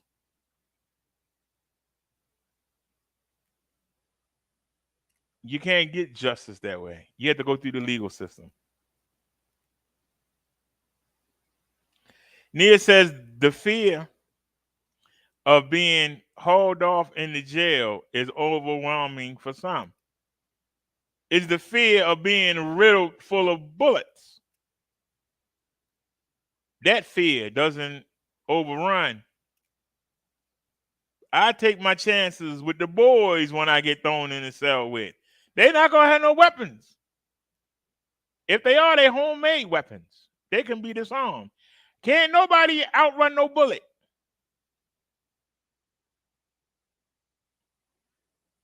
I ain't seen a person beat a bullet yet.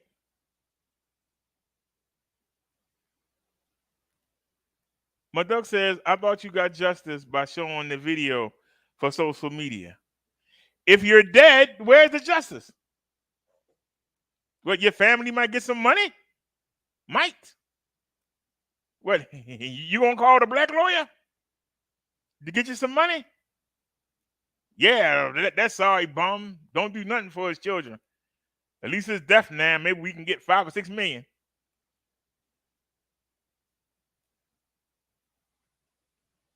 That the justice you looking for?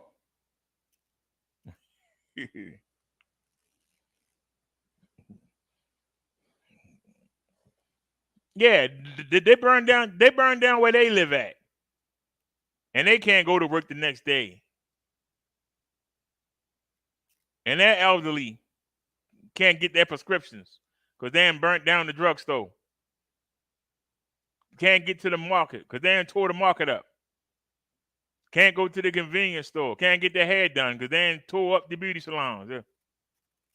But the people who did do the shooting they mad at, their elderly ain't having no problem because they don't go out there and tear that stuff up. All you do is hurt yourself. And most of the time, the people just laugh at you. Look at them idiots. They tearing up their own stuff.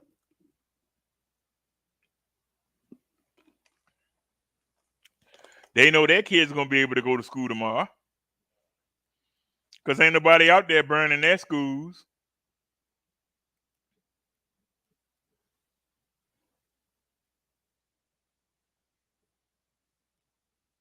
We got to stop being so emotional and start being logical.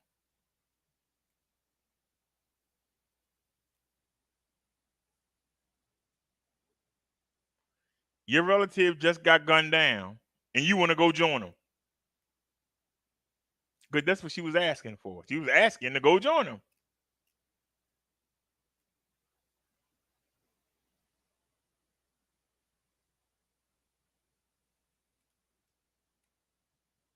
Their family ain't violent.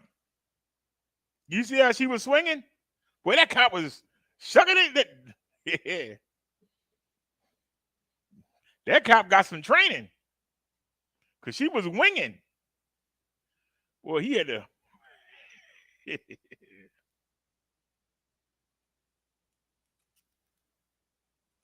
We just need to stop and think before we do something stupid.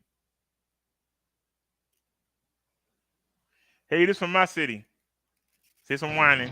Well, 7 people were shot and killed this weekend alone. But these numbers, Rick and Vic, these numbers mean so much more to the communities where this violence is happening in. And that is why we went to those neighborhoods and spoke to people who tell me that these numbers turn into traumas they are forced to endure simply because of the city they live in. A bloody weekend in Baltimore City. I screamed up. Sending bullets flying off West Patapsco Avenue in South Baltimore, just outside LaToya's window at around 4 p.m. Saturday in broad daylight. My blinds were open. The bullet could have came in my window. She ran out to find Marvin Pryor. Where this thing is, right there. Lying on the sidewalk. You could tell he was gone. LaToya shocked to hear how young he was. He was what? Only 20 years old. He was just a baby. Pryor, the youngest among 7 men, all shot and killed over the weekend. This has nothing to do with anything we did or failed to do. This is a result of a culture of violence. A mass shooting Saturday night took the lives of 3 young men and injured a 73-year-old. 2 of the victims found in this Hyundai SUV. It's gripping the community. People are scared. Police, now reviewing video footage and looking at potential persons of interest, say there is more at play. Oh, I'm sorry. It's conflict resolution. And people are then retaliating. My bad, y'all. The same method of conflict resolution, which is gun violence. But for LaToya, I can't go in my apartment because I can't open my blinds. If I open my blinds, I see that young man. Haunted by the image of another young man killed in the city streets. Every time I close my eyes, I just see him laying there.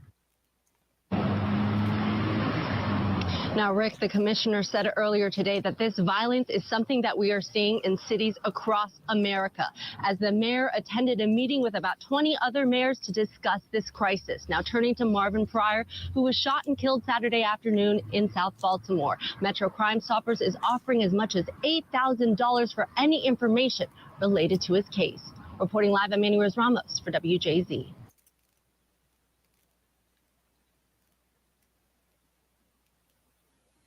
No, that's all old news.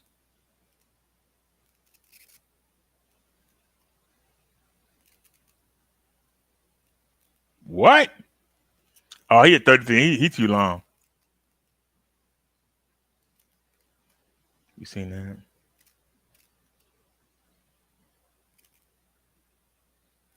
Yeah, I got video from last night. I only got 20 views on the e-bike channel, but we did it on 3 different channels.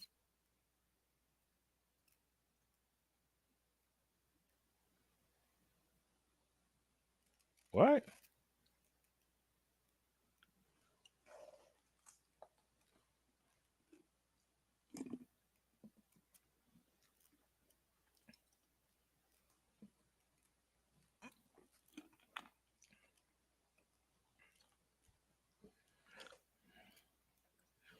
That wasn't even worth showing. Hold on. Show that again. I want y'all to look. This is in Frederick County. Okay. It's a suburb here in Maryland. People out there are well-spoken. They got money. Somebody's angry at somebody. And look what they did.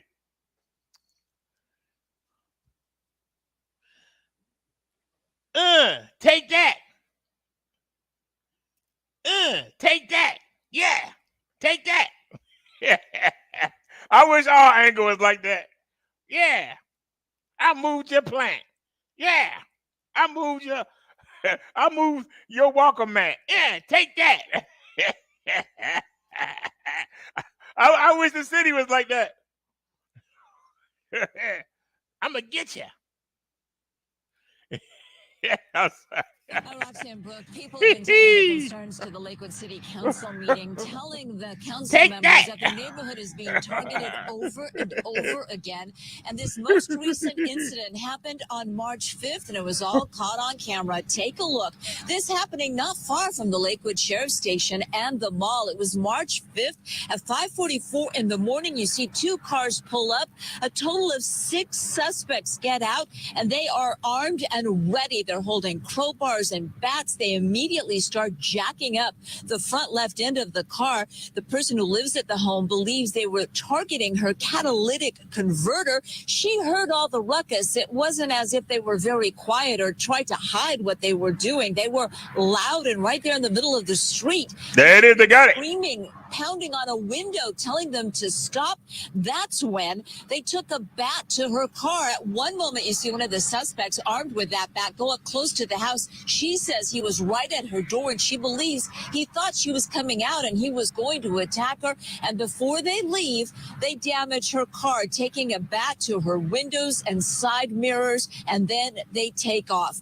Another man who lives in the area says his home has been targeted at least 7 times. He spoke to the city council, and this video is courtesy of the Lakewood Populist. I've had 7 instances just outside of my house. Myself and all of my neighbors are getting pretty tired of it. I don't know how to get the word out more. It really seems to me like more people need to see this video. I've had multiple people tell me that the video looks like The Purge. It is disturbing. I have neighbors with children. Now, the concern is why this neighborhood is being targeted over and over again. And also, these guys don't appear to be hiding themselves. The concern some neighbors have, they told us, is that people are out jogging at that hour, walking their dogs, and this could turn violent. Of course, if you have any information on those suspects, please call the sheriff's station. Reporting live in Lakewood, I'm Gigi Graciette. Back to you.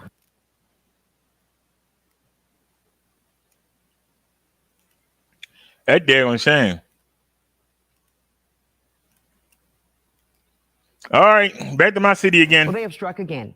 Police in Westminster say a pair of vandals No, are this is county. cars, homes, and businesses. Hey, David, this where you from? Photos, hoping I got you from somebody in Westminster.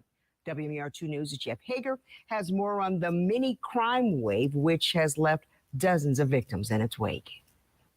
Wanted by police, a pair of suspects wearing distinctive shoes and clothing who vandalized as many as 20 vehicles in Westminster in the wee hours of the morning on Wednesday, and then knocked out the front glass here at Bel Air Road Supply on Liberty Street. The alarm went off, and which then goes to our manager, who then at 12:30 at night had to get out of bed and come in and see what was going on, meet the police here, and not knowing if somebody had come in. While the vandals do not appear to have stolen anything, Westminster Police Lieutenant Jeffrey Schuster says these are crimes against the community. They're destroying property that belong to people who have worked hard to pay for their vehicles and, go to work every day, and it does become a quality of life issue. Police now believe the same vandals responsible for this damage also struck less than 2 weeks ago. In addition to another 15 to 20 vehicles, the same 2 people broke into the Armory, where the Westminster Family Fitness Center is located,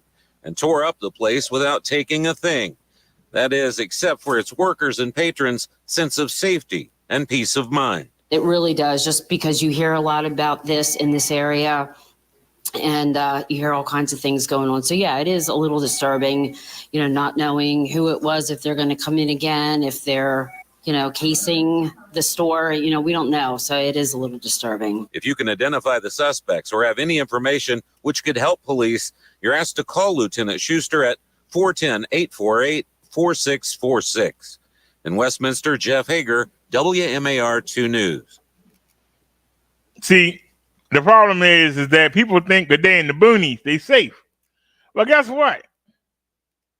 Eventually, the criminals are coming out to the boonies. Whoa, how you miss this story? Queens toddler is recovering after becoming the victim of a random attack. As CBS 2's Andrea Grimes reports, the violence unfolded while the child was spending the morning with her grandmother.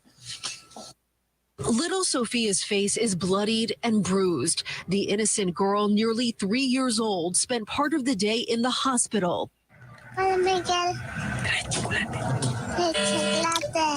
Investigators say she was randomly attacked while out with her grandmother.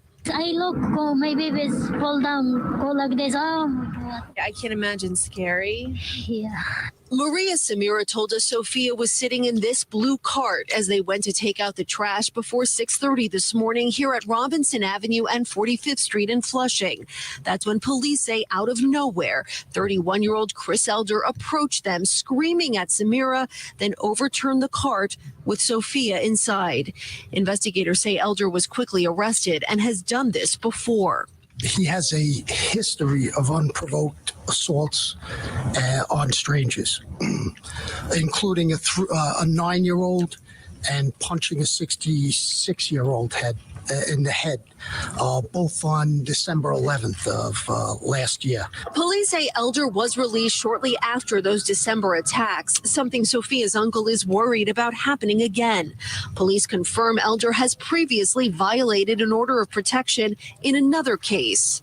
¿Qué quita de que venga otra vez acá? Sophia's uncle told us, quote, I asked the officer, what's keeping this guy from coming back? Elder is facing several charges, including assault and reckless endangerment. Right now, he is still in custody. Meantime, Sophia's family says physically she'll be okay. In Flushing, Queens, Andrea Grimes, CBS 2 News. Somebody could hurt a baby like that. It's just sad.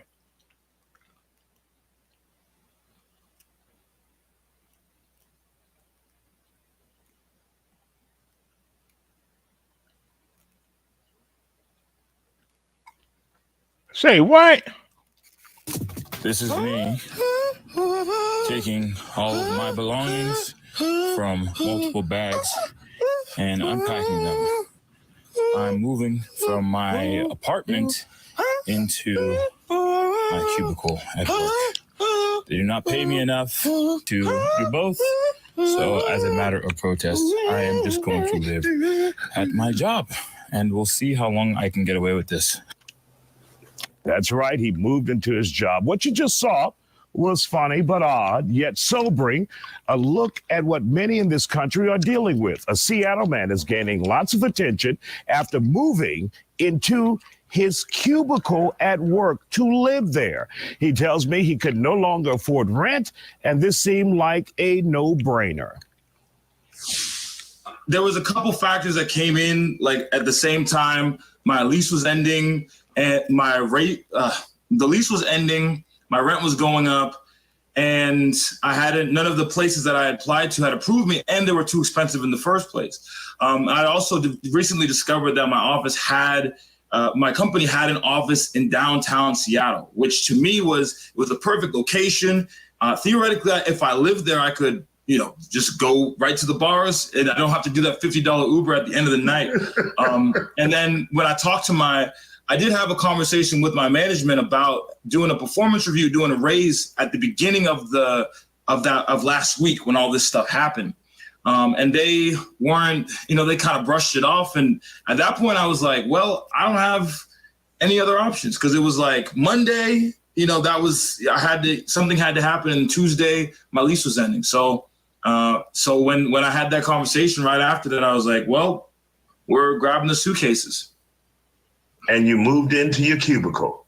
We moved in. What did people say when they saw you moving in, or did you do it after hours?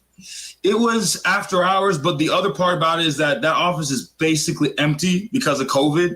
So the most amount of people that I ever saw in that office was 3, and the normal amount there was one lady that came in 4 days a week. So it was really only me and one lady, and maybe there's a cleaning lady there one night. And did any of them do a double take, like, what the hell is going on here? No, because the one lady that came in every day, she stayed, the office isn't this like U shape. So she never came to the other side of the office. She stayed in her little area. And whenever I passed by, we had a quick conversation. We talked in the lunchroom. She never actually came to see my workspace. And so how long were you able to stay there before the company evicted you? Evicted is fun. 4 days. Is that a strong word? It is. It is, but that's what happened for all intents and purposes. That's what happened. It was 4 days and 3 nights. Well, that's some time there. Were you able, or are you able to find a new place as of yet, or are you still looking? What? Yeah, actually, ironically, the ironic part was like the day that they sent like that final letter. One of those apartment places had called, but yeah, right now I'm just in an Airbnb, in close to where my original apartment was. You know, but while it's all funny on TikTok, it is a serious issue when people are not being paid a livable wage. And you're in Seattle, Washington, right? Yes. Pretty expensive there. Ever thought about leaving, moving somewhere else? Yeah, that was the biggest thing for me. When I was having those conversations with the management, I was telling them, I mean, either we can work out something wage-wise here, or I mean, the company that I was working for, it's a multinational corporation all over the country. I'm like, you can move me with my same salary. When I started this whole thing, I was living in West Virginia, just working remotely. I can live with my salary in West Virginia just fine. I can't live in New York, LA, Sacramento, or Seattle with that same salary. So it's to me, I think companies really have to pay attention to the cost of living, especially now with, we see gas prices, rents are going up across the board. Basically, everything is more expensive. And while everything is more expensive, salaries haven't risen. This story could be, an eye-opening thing to a lot of companies, like start having conversations with those workers. Because I think in the end, this could have ended a completely different way. Like if HR had just sent somebody down to the cubicle and said, hey, we saw these videos.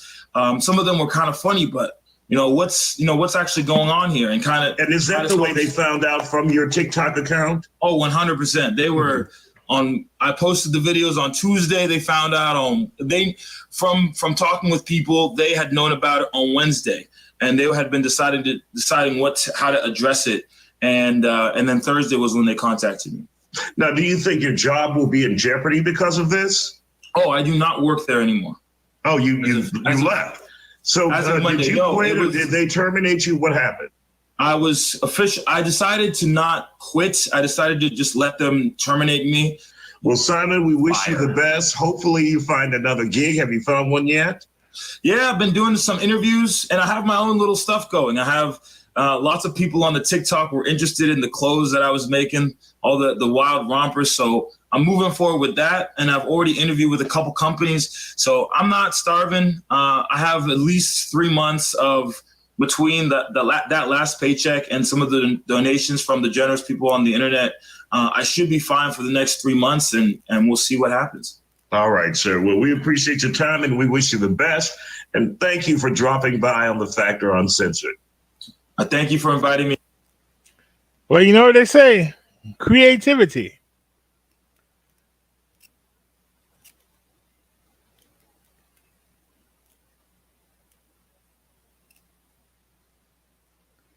What?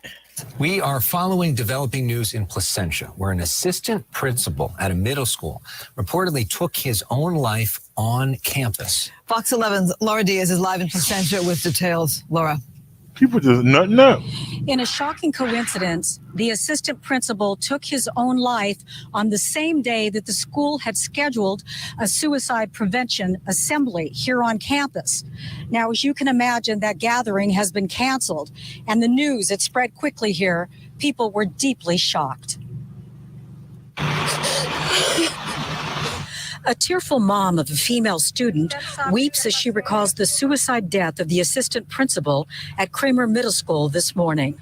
She tells me in Spanish that assistant principal Moises Placencia was very kind to her daughter, offering advice and counsel. 2 weeks ago, the mom saw him and he told me he felt a little stressed out. Monday at the Placentia Middle School, aerials from Sky Fox show people gathered outside. Classes were canceled. School officials said no faculty or students witnessed the suicide, which took place in a private area. A letter obtained by Fox 11 said in part, "Words will never be able to express our true sorrow regarding this loss. While we may never make sense nor understand why this occurred, please know how deeply Mr. Placencia cared for your students, their education, and all of Kramer Middle School." Another parent of a 13-year-old male pointed out that there was a What? Now to a Fox 5 update. The mother of a Las Vegas boy murdered and stuffed in a freezer is suing her boyfriend. Brandon Toslin is accused of killing 4-year-old Mason Dominguez. The lawsuit paints a clearer picture of the claims of the horrors leading up to Toslin's arrest. Fox 5's Drew Andre joins us live from the Regional Justice Center after digging into that lawsuit. Well, Kim, an attorney for the family told me that they know Toslin doesn't have much, so they say this isn't a money grab, but they do believe that Toslin should pay monetarily for the physical and mental abuse he's put on the family. Months before Mason's death, a new lawsuit claims Brandon Toslin began systematically alienating Mason's mom and her family and friends between March and July of 2021 in small, incremental, but increasing acts of domination and control. Toslin allegedly kept Mason's mother and daughter away from each other anytime he wasn't around to make sure they didn't speak to one another about anything related to him. The lawsuit states Toslin controlled both of their movements, and the mom feared for her and her daughter's lives. As Fox 5 has reported, Mason's mother sent a note with her daughter to school saying she was being held against her will. That teacher called police, and then Toslin was taken into custody, and Mason's body was found. But the suit shows the lengths the mother went to get that note to her daughter. It claims over a period of weeks, she found some sticky notes in the car, and for the few seconds she would be alone, she began scribbling emergency messages and tried to come up with a way to get help without both of them being killed. One day in February, Toslin allegedly allowed the mom and daughter to sleep in the same room, and that's when she made her move. School was off for President's Day, but the following day, the mother coached her daughter quietly to put the sticky notes, each of which had been written at various times, in her sock under her foot. And it says the mother waited with dread for law enforcement, who did eventually arrive. The lawsuit lists 4 causes of action: the wrongful death of Mason Dominguez, the false imprisonment of his mom and sister, the intentional infliction of emotional distress, and finally, negligence, citing Toslin represented himself as someone that would care for Mason, but instead abused and allegedly killed. And according to a GoFundMe from the mom's side of the family, burial and funeral services have been Suicide.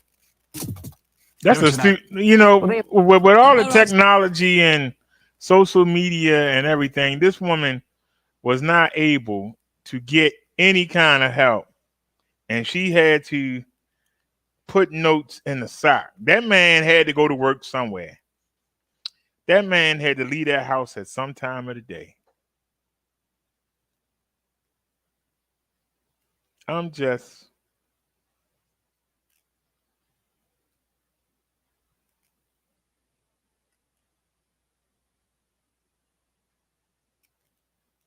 People, well, if she would have done something sooner, he'd still be alive.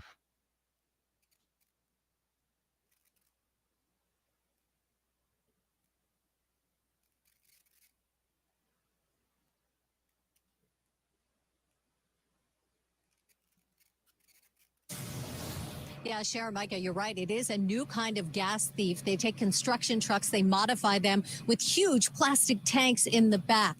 Then they are able to access the gas pumps so that they just keep dispensing. They fill up the plastic tanks and sometimes get away with thousands of gallons.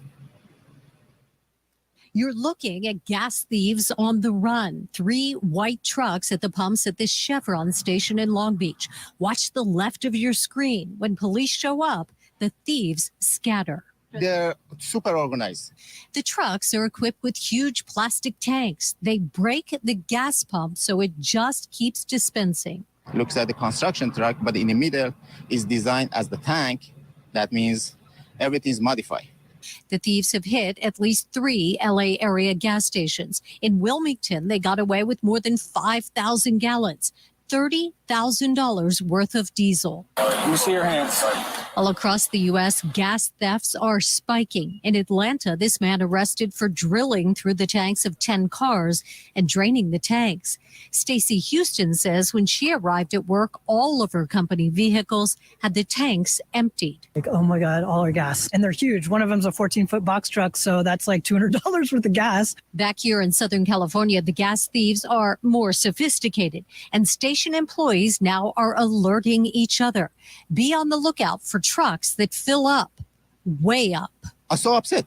I know they're coming soon. Doesn't matter. I was my landline phone, ready to call the police.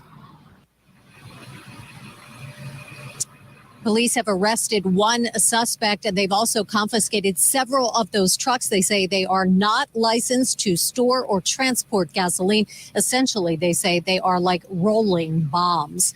We're live tonight in Santa Ana. I'm Sandra Mitchell, KTLA 5 News. Cher and Micah, back to you.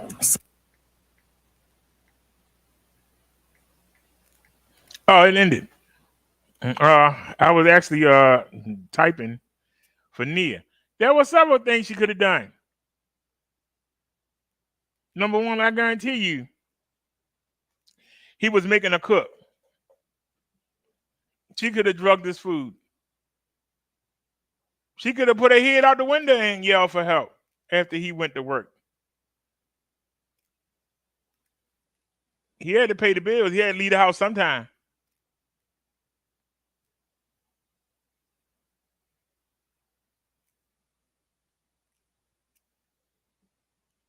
You're supposed to be willing to die for your kids. Because of her inaction, her son is dead.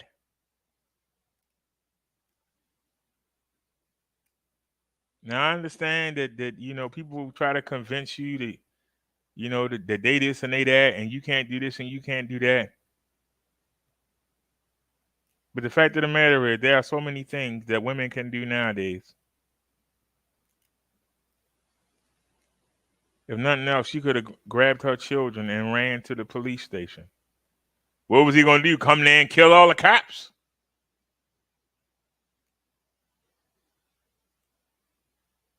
She could have ran to a fire station. She could have ran inside Walmart. What was he going to do? Go in there and shoot the whole store up?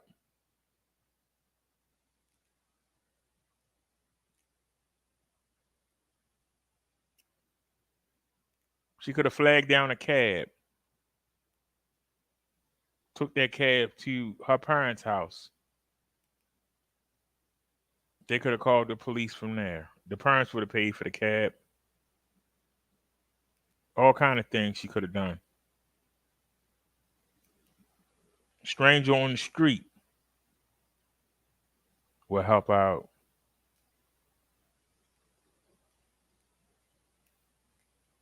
Don't say she couldn't do nothing. She chose not to do nothing.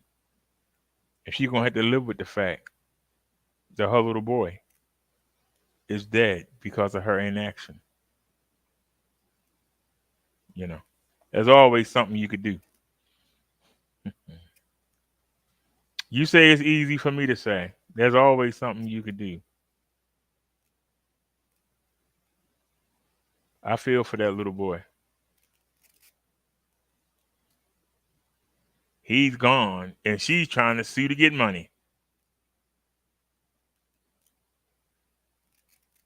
To WMER 2 News at 11, I'm Kelly Swoop. Jamie has the night off. A Baltimore man says thieves bought candy and cigarettes after they attacked him at his home and stole his wallet. The incident was captured on surveillance video. WMER 2 News' Ray Strickland joins us in the studio tonight. Ray, you had a chance to talk with this man about this terrifying ordeal. Yeah, Kelly, imagine this. You're going home almost inside when out of nowhere, not one, but two men come up and attack you from behind. That's what's happening here to Brian Daubo, who lives in Baltimore City's Mount Vernon neighborhood. It was a nightmare scenario for him that became a reality. But despite what happened, he says he won't live in fear. Why would you do this to me? Brian Daubo tries to hold back the tears. In my own private space. Reflecting on the day two men attacked and robbed him at his own home. You didn't have to do this to me. It happened in the 900 block of Tyson Street in Mount Vernon early Monday morning, a little before 2 a.m. Dabo says he was walking home from a nearby bar with a friend that day. But once he got home and the friend left, he says he barely got through the door before a man came up from behind and pushed him inside. I try to fight him off a little bit, but then another person comes running inside my house and pushes me into the glass end table in my living room. At that point, I'm in the state of shock. I don't know what's going on. I definitely think they were watching us because they waited until my friend was out of sight before they did this to me. Dabo's screams can be heard in this surveillance video captured by a neighbor's Ring doorbell camera. You can see he's in a fight for his life. Hold it, man. But then another man appears. The two continue the attack, stealing his wallet and leaving Dabo badly bruised. No, Nia. I'm a father. And I know if I thought anybody was trying to hurt my little girl, I would do whatever it took to get her out of that situation, whatever it took, even though it was my own life. It was cowardly what that woman did, and you can make an excuse for her, but I won't.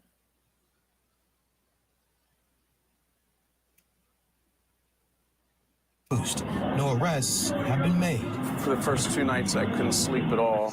Dabo says since the incident, he found out his attackers went to several gas stations and spent hundreds of dollars. They bought cigarettes and candy. For God's sake, I'll buy you a pack of cigarettes. That's the kind of person I am. The city is in crisis. It is on so many different levels, and something has to be done to resolve this crime issue. But he says he has no plans to move because he loves the city and his community. And he says one thing the thieves did not take from him is his will to fight. You might knock me down, but you're not going to keep me down. And Dabo says he did not get a good look at the suspects because of how fast it happened and the fact they came up from behind. Meanwhile, I did speak with police and they tell me they will be looking at more cameras in that area. But of course, if you know or saw anything, you're asked to give police a call. Kelly, back to you. All right. What a courage that man showed. Thanks a lot, Ray. The WMER. So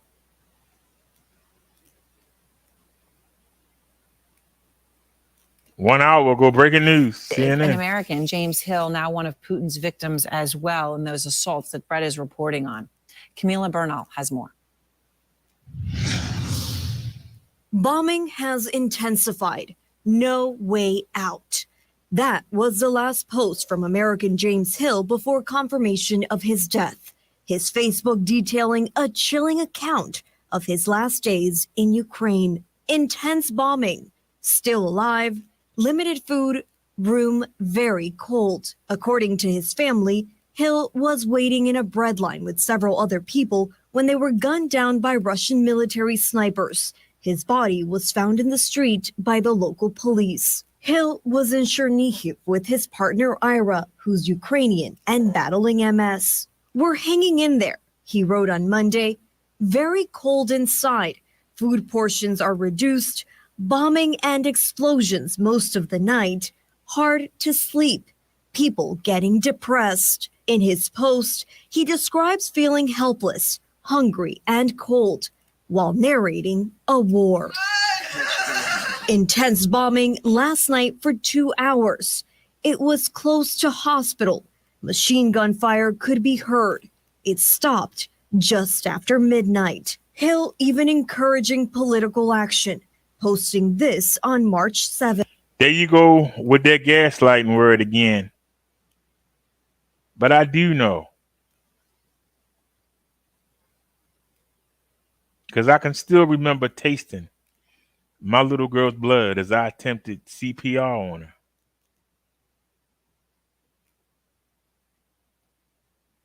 And even though she was purple and she was cold, I still kept trying to give her CPR until the paramedics got there and pushed me out the way.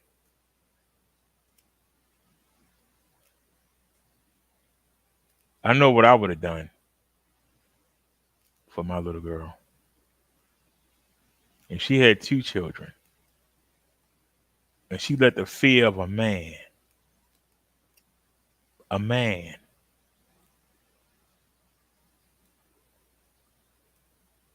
sudden infant death syndrome.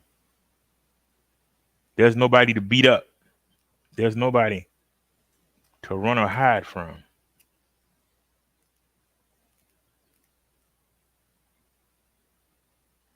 I couldn't do nothing for my little girl. But this woman laid around, had sex with that person, fed that person, and lied to her kids and told them, do what he say, everything gonna be all right. Not the same scenario. That's not the same scenario. For my American friends and relatives, please pressure your local representatives to expedite American visas for Ukrainians, especially for families with children and skilled workers. You're wrong. You can't judge the person, but you can judge the actions, the behavior of a person. And that's what I did. Their actions were cowardly. She wasn't willing to do what it took to make her children safe. And you cannot argue that. You can't argue that. She made the choice to believe what this man was telling her, to believe that she had no other way. She chose to believe it. Whatever excuse you want to make for her, she did it. The behavior was poor. There's a child dead because of her behavior. There's a little girl that don't have a little brother anymore because of that behavior.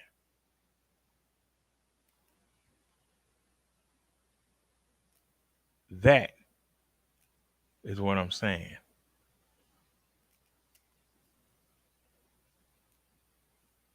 She could have done better. And it should be a message to women out there and men. Because there are some people that family might have power in the town. There are some women out there that's living with drug kingpins. And they're afraid if they do or say anything, somebody in the gang will come get them. If your children are in danger,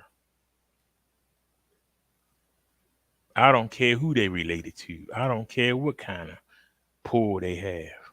You do what you have to do to protect your children. You brought them into the world. You're supposed to protect them at all costs, even at your own life.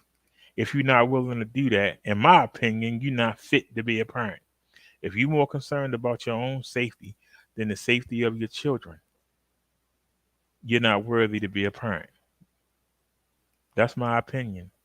Everybody don't share it. Aaron, while he wanted to help others, wanted to get out, it was too late. His friends are now describing Jimmy as someone who was wonderful, who was caring, who really cared for others, and who liked the outdoors, liked. So her logic is to believe what this guy's telling her and not go find out anything for herself. To just sit there and believe. The man tell her if she go anywhere, say anything to anybody, I'm going to kill you. Okay, I believe you.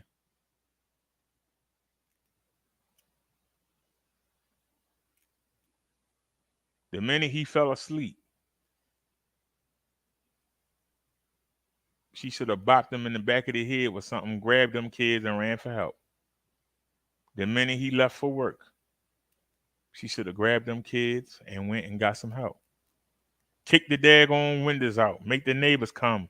Do something. But to sit there and just let this happen. And then they find out the little boy is found stuffed somewhere, and she didn't even know it. That's crazy.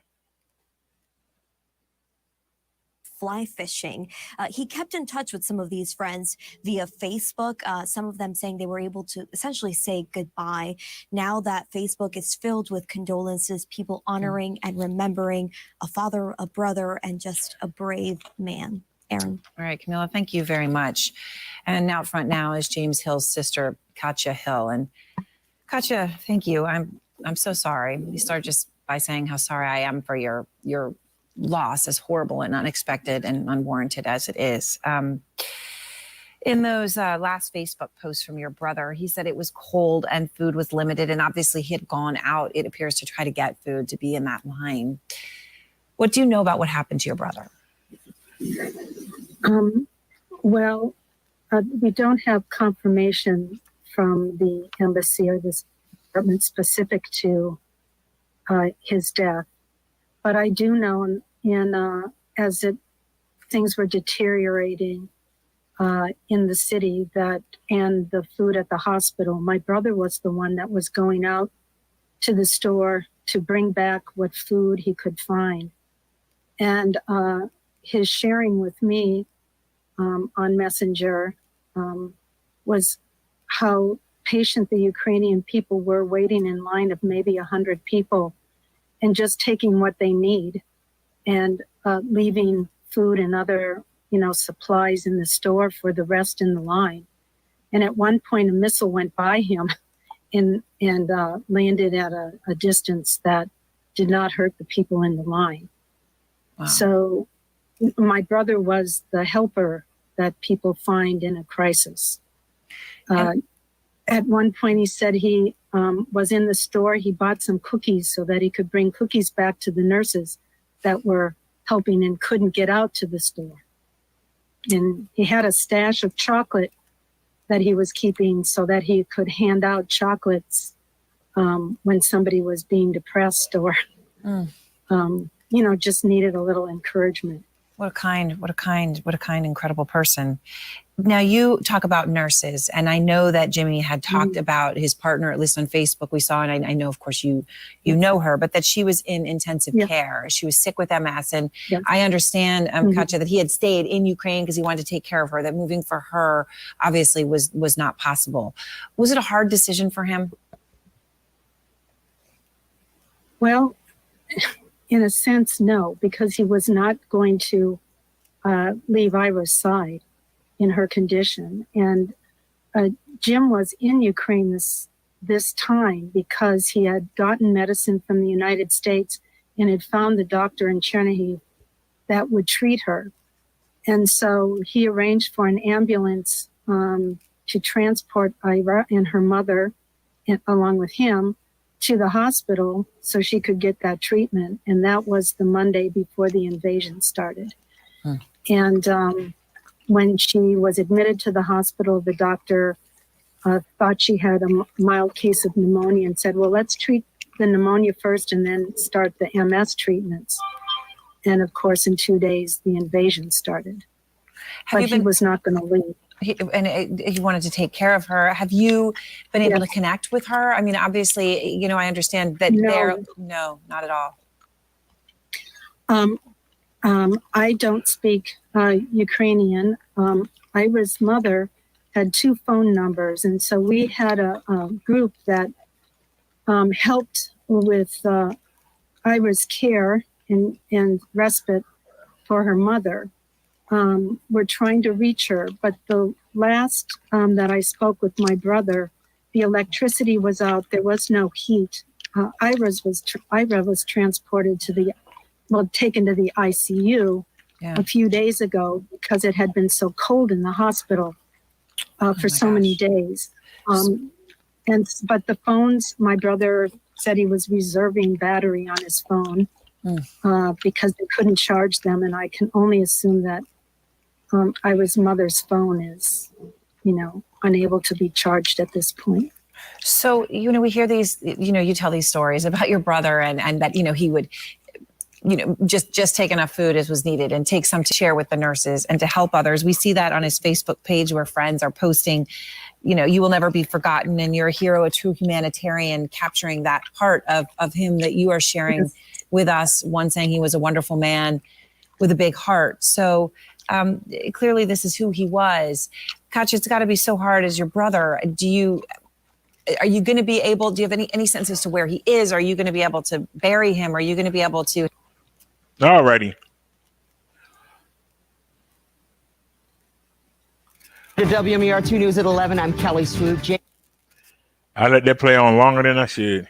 Sorry about that, yo.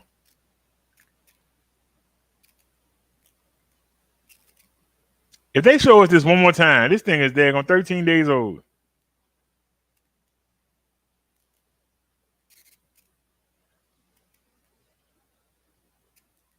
Don't give us any more news.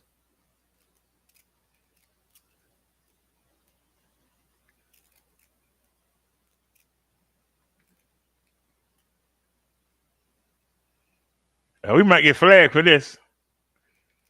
This only 16,000? Good morning, all you tiny home lovers. We're fixing to go in one right now. This is at Home Depot, Marble Falls, Texas. And that, my friends, is a tiny home. So let's go look at it. Of course, it's unfinished on the inside pretty much, but let's look at it. It's called a Tough Shed Delivery and On-Site Installation Included. Now you got that. It's got a nice little wooden deck here, nice covered little wooden deck, nice composition roof or whatever you call that. Yeah, it's pretty nice. Got windows in the front. And now I'm going to go up here and you're going to look at this with me because it says right here, delivery and on-site installation included. $16,007 or $321 a month. I don't believe I would use their financing, but it's a 16 by 20 shed, full second floor and interior stairs. You can read it right there if I can get my head out of the way. 4 foot wide. Anyway, right there. And there's the phone numbers and stuff. So if you have a Home Depot in your area, yeah, it's a hell of a deal. I'm not kidding you. $16,007. Delivery and on-site installation included. Now, it's just bare bones. When you come in, you're going to see what you got to do. It's just got a bare floor, got a metal door, nice metal door. And this is the flooring. It's just a particle board or whatever you want to call it. I want to close this door so that we'll get shadows and everything. There we go.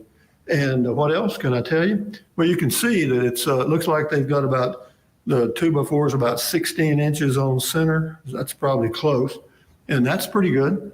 And so, it's an 8 foot, 8 foot ceiling here. You could have to put some sheetrock, enclose the wall, or use some insulation, whatever you want to do. But you got this space here. You could put a little kitchen area in here probably, and then you got some storage over there underneath the stairway.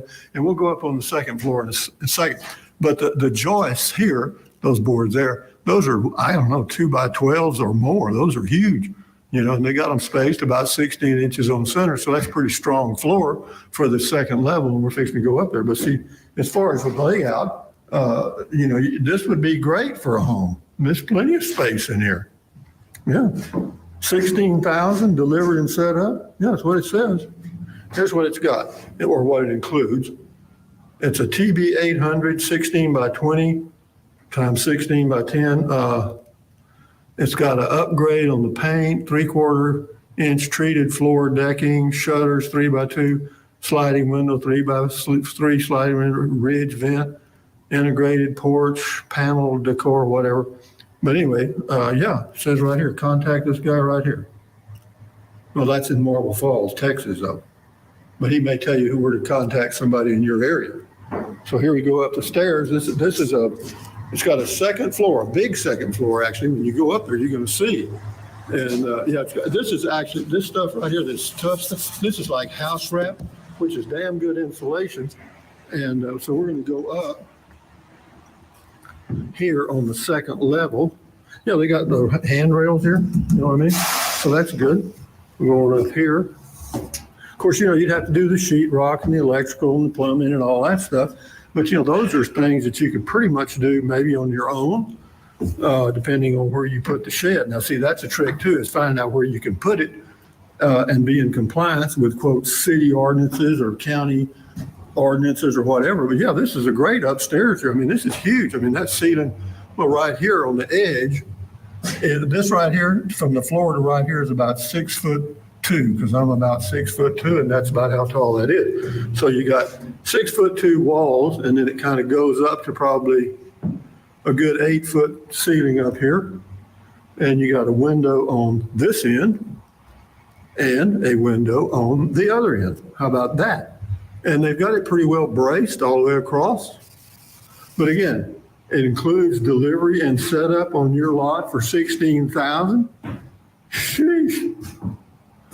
Guys, I believe that's a misprint, but you can check with Home Depot in your area and see. But no, this would be great because you could live in it while you were finishing it out. Not bad at all.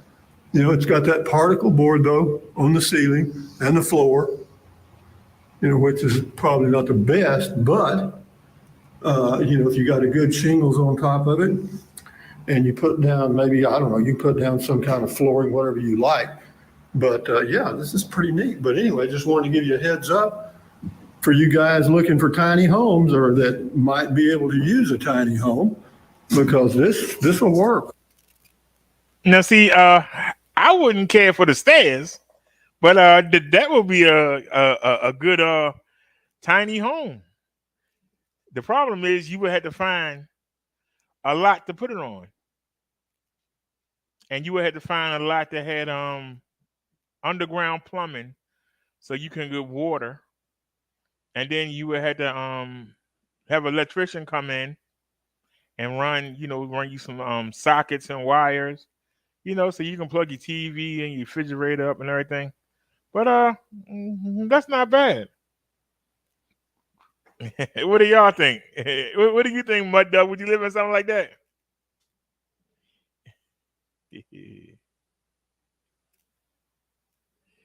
Mud Dog says $310 per month. There you go. Put it on the pier, Waterview. Well, you have to buy the land to get on the Waterview, sir. That's gonna be your problem. You're gonna have to buy the land, and you have to make sure there ain't no flooding, because you don't want your little house to wash away. But yeah, you have to pay somebody to come get you a foundation so that the wind don't blow it over. Move it, and that the if you have a mudslide or if it rains a lot, you got to make sure it got a good foundation so it don't move. Then you got to put have an electrician come out and run the wiring. You got to have a plumber come in and connect you to the pipeline so you can get water in for the toilet, water in for the sink. But for somebody like me, there'd be plenty of room for me and Davey. There'd be plenty of room, but I don't get ready to get public housing. But $16,000. I mean, especially those of y'all that might have parents that have land. I don't know who want to live by their parents, but you got some parents that got some land. You can make a deal with them.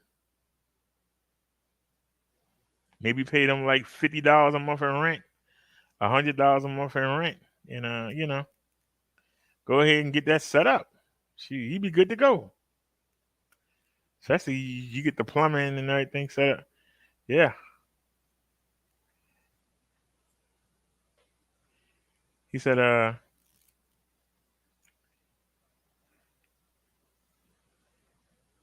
yeah, because all you need is if somebody got a crane. If you watch if you ever watch that show about the people that had to move stuff, they pay you to move stuff, and they have people with cranes and they'll come and move stuff. They're moving all kinds of stuff on that show. I need to know the name of that show so I can watch it. I actually like that show. I gotta remember what it's called. But it's about this. These people, they have, vans and trucks, and they actually haul stuff. And every day, this company called U Ship Online, they bid on stuff. The haul, they be hauling all kinds of stuff.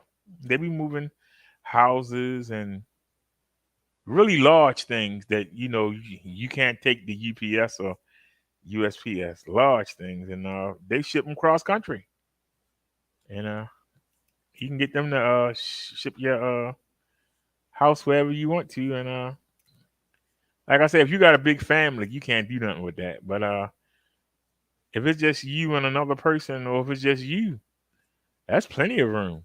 I mean, seriously, for you to put a kitchen the way he said, and then to have that storage area for all your food and stuff, and maybe put a little washer and dryer back there, and then you have your sofa, and you can put your TV in there, and make your little home theater system, and you can turn it loud as you want because it's a house sit by itself.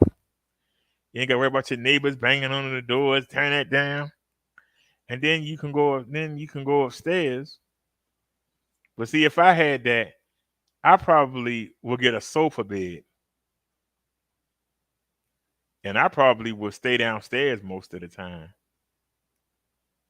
I'm just being honest. I probably would stay downstairs most of the time, but I would get a bathroom set up upstairs, and I would make I would just put a toilet downstairs, so you don't have to run upstairs to go to the bathroom. When you're a diabetic, you run to the bathroom a lot, but that's what I would do. Would you say, Mother? You said you said studio. You said I like the house moving show. They moved everything, pack it up and go. Problem, like you said, no place to put. Yeah. Well, you had to get a little plot of land.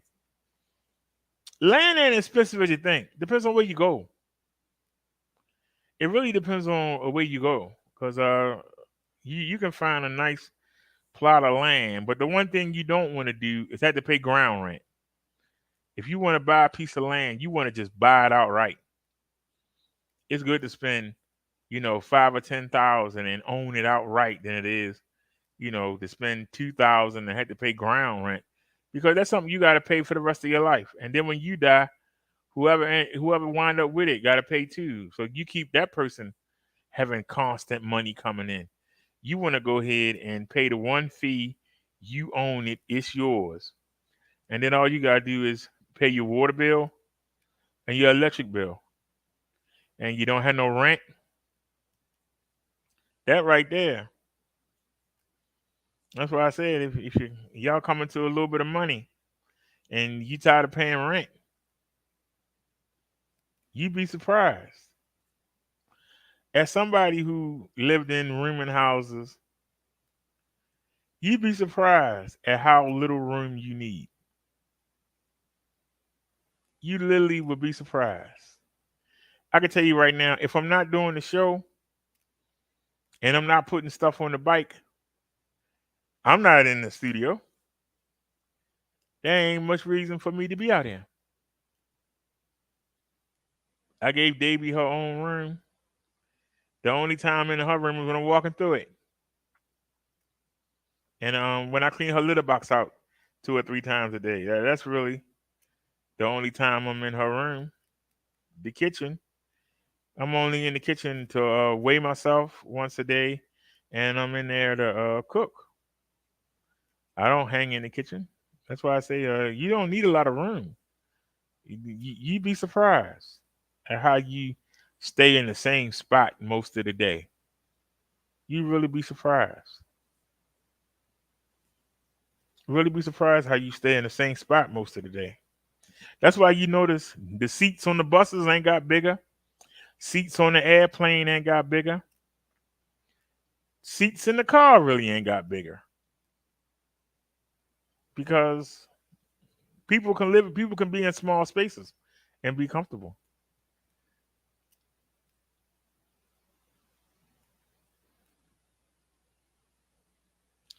Well, you always got to pay a tax, but paying property tax better than paying rent.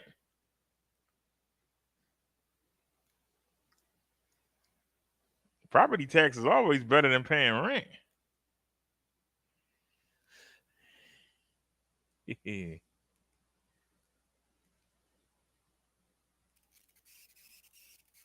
Today we're going to be looking at 5 tiny manufactured homes on Amazon. And as a bonus, we're going to be taking a look at this one right here. So go get your internet ready, because these are on Amazon. I'm shopping. Let's get started.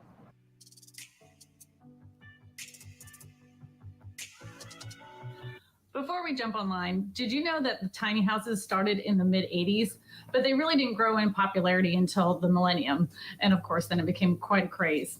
But most of the reason that most people like tiny homes is because of the price, just like this one on Amazon. Okay, so this is gonna be one of our tiniest tiny homes that we look at. It's called the Allwood Escape Cabin, and it's $5,350, of course, with the free shipping, and it's only 113 square feet. Remember, these do not have insulation. And the weight of this cabin is 3,200 pounds. Let's take a look on the inside, which is adorable because I love this natural wood look. They have some really nice pictures of the inside that they have provided by other people that have gotten them off of Airbnb. But it is a very, very tiny cabin. I can't imagine spending a long period of time living in one of these. I know lots of people do it, but not as I can do it, as people probably really think. Here's the full make that a sofa bed of this particular tiny home. So the next tiny home we're looking at is probably the most modern looking of all of them that we're going to be looking at today. This one they're calling a studio garden house. So let's take a look at it. It's $9,995, and of course it has the free shipping. The description of this particular home says it's ideal home office. It's a contemporary urban styling. Large windows allow abundance of natural light, suitable for environments where the classic cabin style does not fit. It has 2 ratings, so let's go ahead and click on those. It said it was a great value. I would definitely change things up a bit for the bath and the small kitchen for guests, and possibly stretch the ceiling to 8 feet. Oops, this one's a bad review. I sold my 300K house just to try out something new, and this wasn't worth it. I need to buy my own house. Why would you sell a $300,000 house to live in a tiny house that doesn't have insulation? Yeah, it made no sense. That wasn't proper prior planning. And it's like literally 200 square feet. Who helped him make that decision? Okay. Anyways, let's move on. All right. Here's an interesting question that somebody asked. Are they hurricane proof? Meaning, are the kids hurricane proof? I don't even know of a house that's hurricane proof, but here's what how they answered it. While these structures are resistant to wind speeds, technically they do not meet the latest coastal Florida wind and hurricane codes. So that's something to note if you live on the Florida coastline, that it does not meet the hurricane codes. The roof pitch is 2 degrees, and it's supposedly easy to assemble. And if you're anything like me and you've ever been on IKEA, nothing is easy to assemble. Another main reason why people decide on tiny homes is they want to downsize their stuff. That's all your house is. Your house is just a place for your stuff. If you didn't have so much goddamn stuff, you wouldn't need a house. You could just walk around all the time. That's all your house is. It's a pile of stuff with a cover on it. It seems that we all have a little bit too much stuff. So maybe this tiny home on Amazon might work for you, and less stuff. Well, can we see what it looks like? What we're looking at is one that is under 40,000. Look, man. It doesn't have the free shipping, but it's still on Amazon. It's called the Jackson Tiny Home. She ain't showing it. I want somebody that's there. Tiny home. So it's 275 square feet with 119 square feet for the front porch. Yeah, just check this guy out. Numerous This lady. informational videos. That's the same about lady, living ain't in it? tiny homes, but I haven't done any where I actually interviewed somebody that's currently living in a tiny home. Today, that's all going to change. We're going to meet with Ellen, a 67-year-old woman who took a $6,000 shed and turned it into a beautiful tiny home. She's going to be showing us a full tour of her house. She's going to talk about the trials and tribulations she had by putting it together. She's going to be sharing with us what it took to get all the utilities out there with the water and the electricity and the cable and all of that, and all the issues that have come up since she's owned this tiny home since 2016. So let's go ahead and meet Ellen. You're going to love her. Hi, my name is Ellen, and this is my tiny home. My story is I was living in Austin, Texas for 14 years, and I decided to move back home. And I lived in a 1,200 square foot condo and was trying to figure out how to come back and have an affordable living situation. So I found out about this building that someone owned, and they were going to turn it into an art studio. So this house is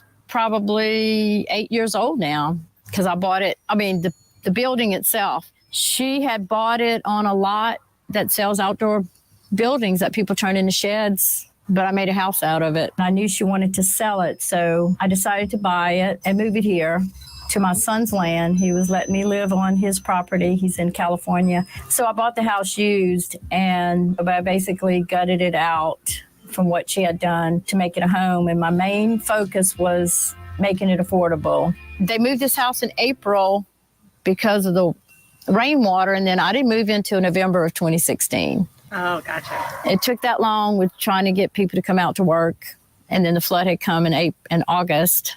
The one I love sitting on my porch. I used to have my bike. It's on my porch, but I moved and my neighbors are taking care of my bike now. And I bought this at an antique shop last year, and I love it. And my little wind chimes, this glows at night. It's a solar light there. Here's my septic system. And the other part of my split level AC right here. Before, they had a porch that wrapped around it, went into the house, and the builders came and made the porch across and made a bigger living area inside. That helped a lot. I basically just went with an open concept living area with a bathroom and a closet, and it's worked out perfect because it's nice and roomy. It's only 384 square feet. It doesn't feel like I'm living in a tiny space as much. But the main thing I made the build out for like $35,000, which is what I wanted to put into it. And so I'm 67, and it's like I wasn't going to be drowning in debt at this age.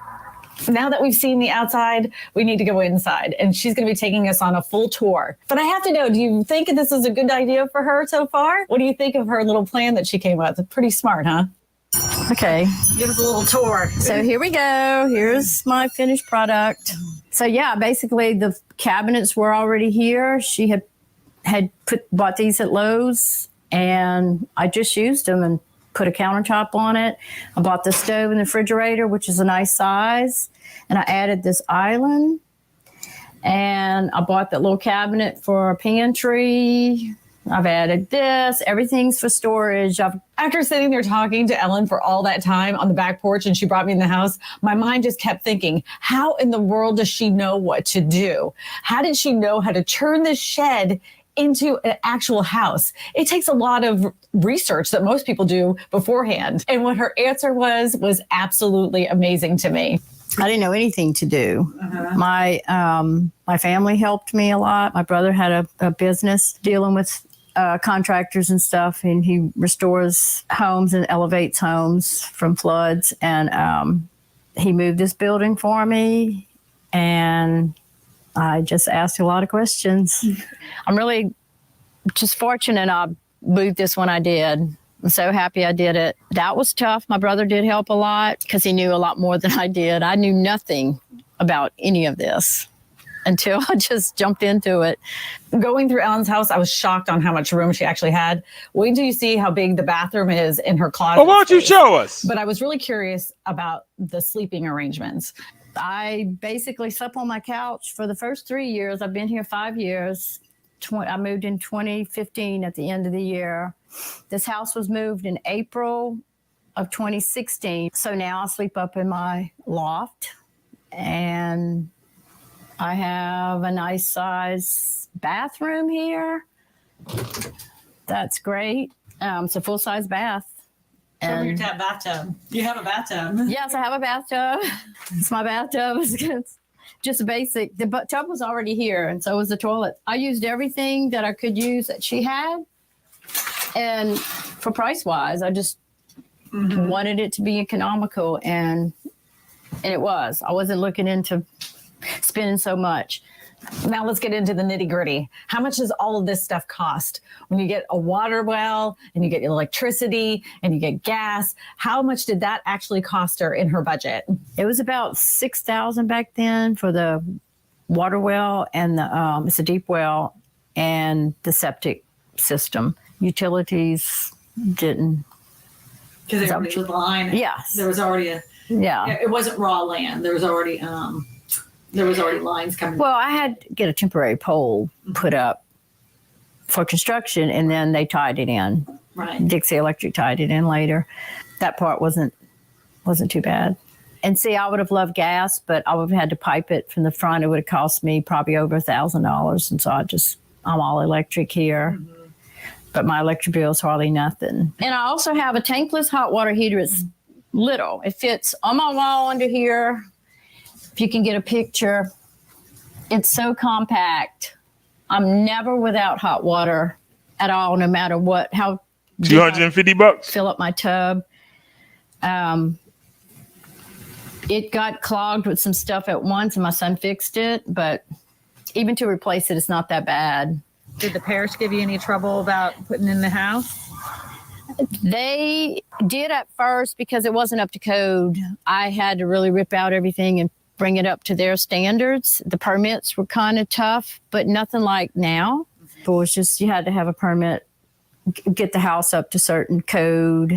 Didn't have to have a permit to move it here. It wasn't that big. Mm-hmm. Had to get licensed contractors and things like that. And then when it was finished, I had to inspect it. And so the parish came through and inspected? Yes. And then wrote a completion certificate for me so I could possibly get insurance or whatever. Mm-hmm. One of the downfalls is in bad weather, I don't like staying here.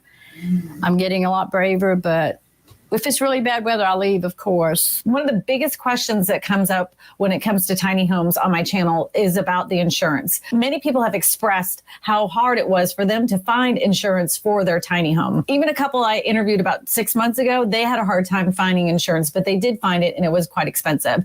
So this is what Ellen had to say about insuring her tiny home. Yes, I could not get insurance at all the first 3 years because they didn't insure tiny homes in Louisiana. Mm-hmm. And I kept getting in touch with this guy that was insuring them all over. And he said, soon, we'll get it. And finally I did get some. But of course, they don't cover anything to do with hurricane because we're close to the coast. Mm-hmm. It's a tiny home and my house is tied down. And my house is set on 5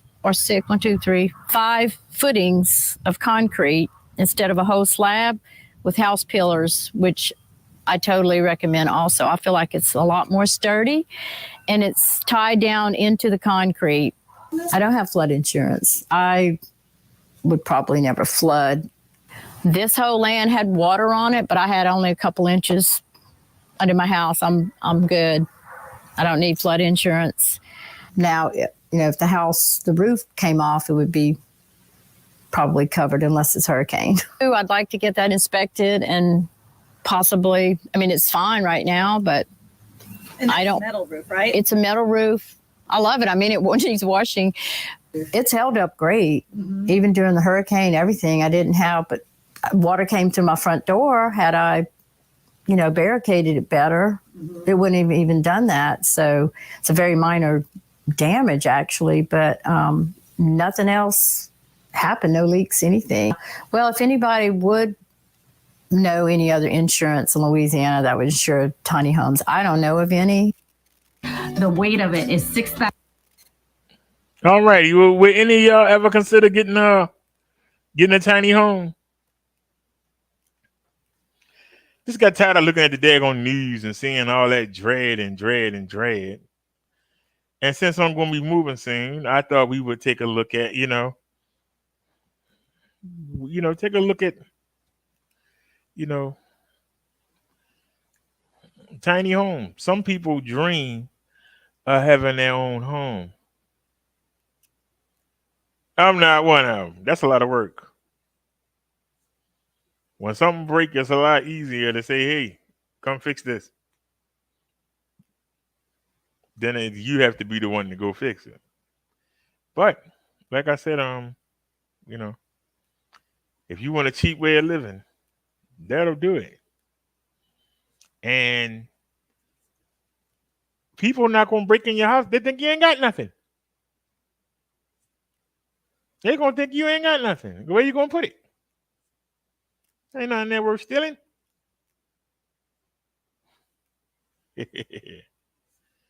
So like I said, I'm looking for it.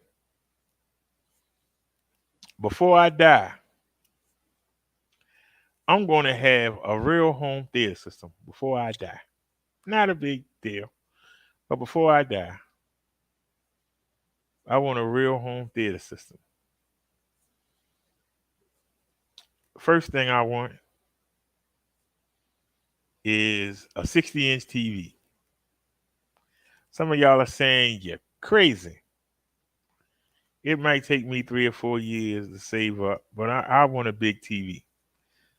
Now, the 32-inch I got now is fine, but I want a 50 or 60-inch.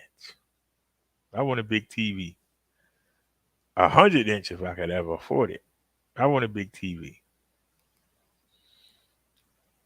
And even though I'm going to be in an apartment, I do want a real sound system. I have a Logitech Z506, and technically, they were made to be a computer system, but they're good enough that you can use them for home theater.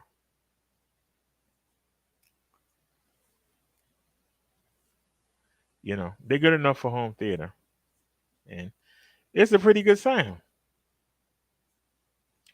So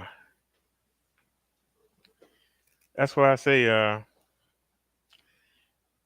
I prefer to be in the high rise because I know it probably would be safer. But at the same time,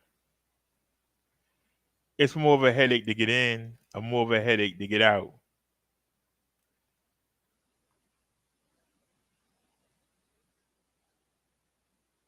And when it's more open, the high rise, to when you leave, whereas as we saw from the boys in the yards, even though they seem to be kind of like out the way.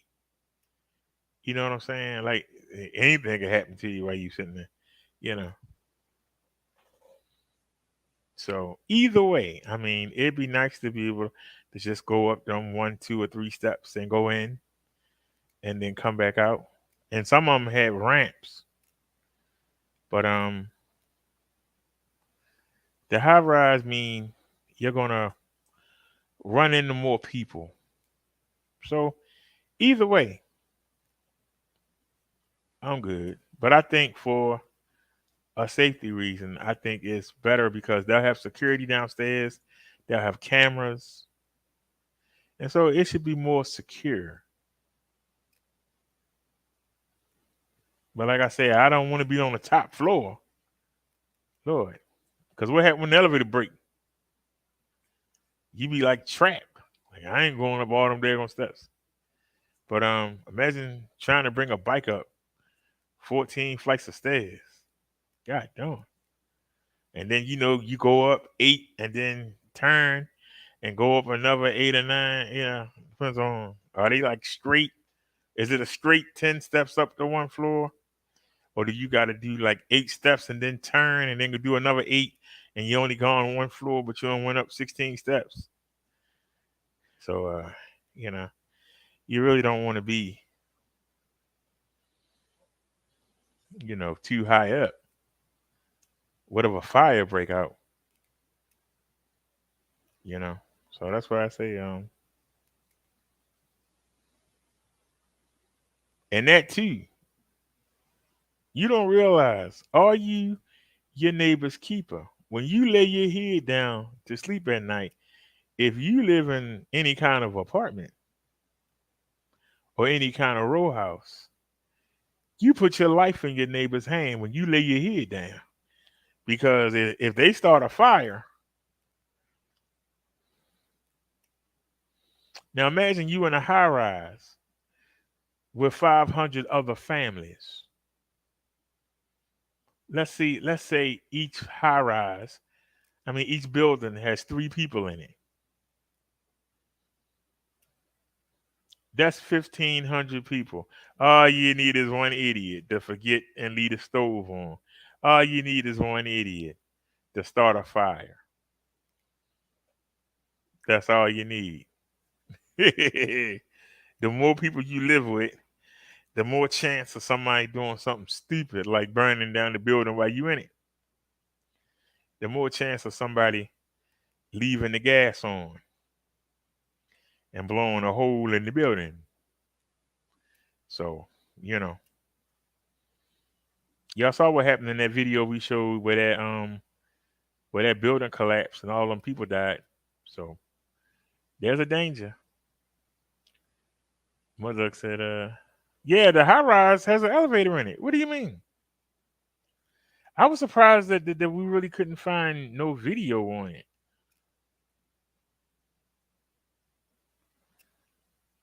Let me see.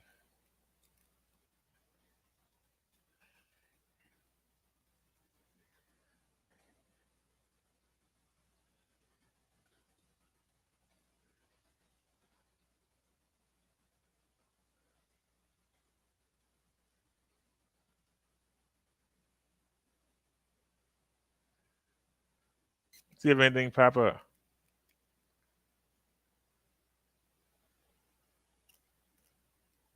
I don't know if that's I don't think. Wait a minute. City View Public Housing.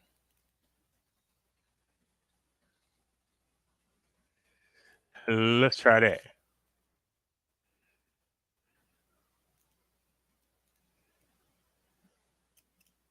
Now that's New York.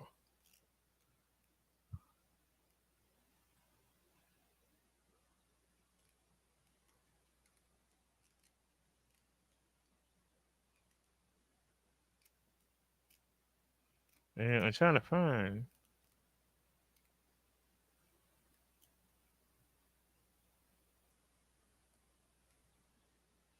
I'll take a chance on this. Let's take a chance on this. We'll take a chance.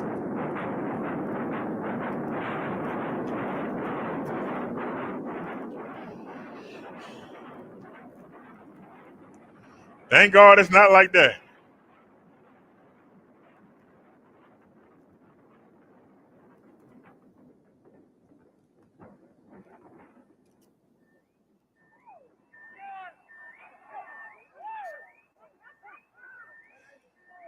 Oh man, y'all can't see.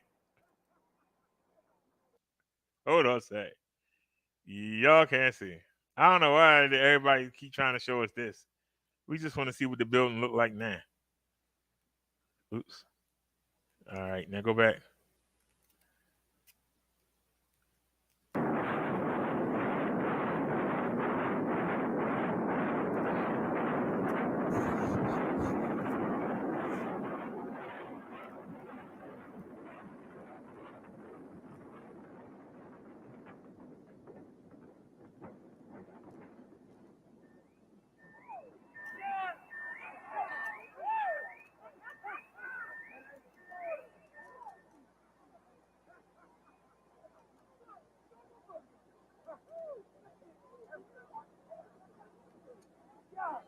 That's just showing them come down.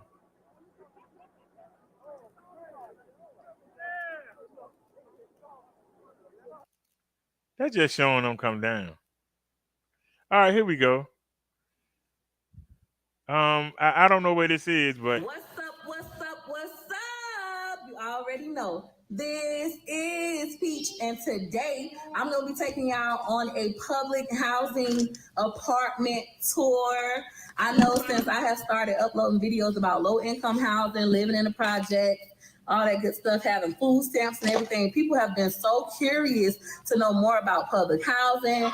What does it look like? Oh, it's full of people, just dirty people, full of roaches, you know what I'm saying? People don't got no ambition. They dirty, they churn dirty, they bad. Those are all lies. So I'm gonna show y'all what the inside of our public housing looks like in Tampa. I already showed y'all like the outside of a lot of our public housing. I'm actually gonna show you the inside so you can see that that's a lot. People are clean. People go to work every day. You know, they just need a hand up. First walk in, that's your door. Then we have this little foyer area. It's very spacious in here. So we have some plants, a mirror, and all that good stuff.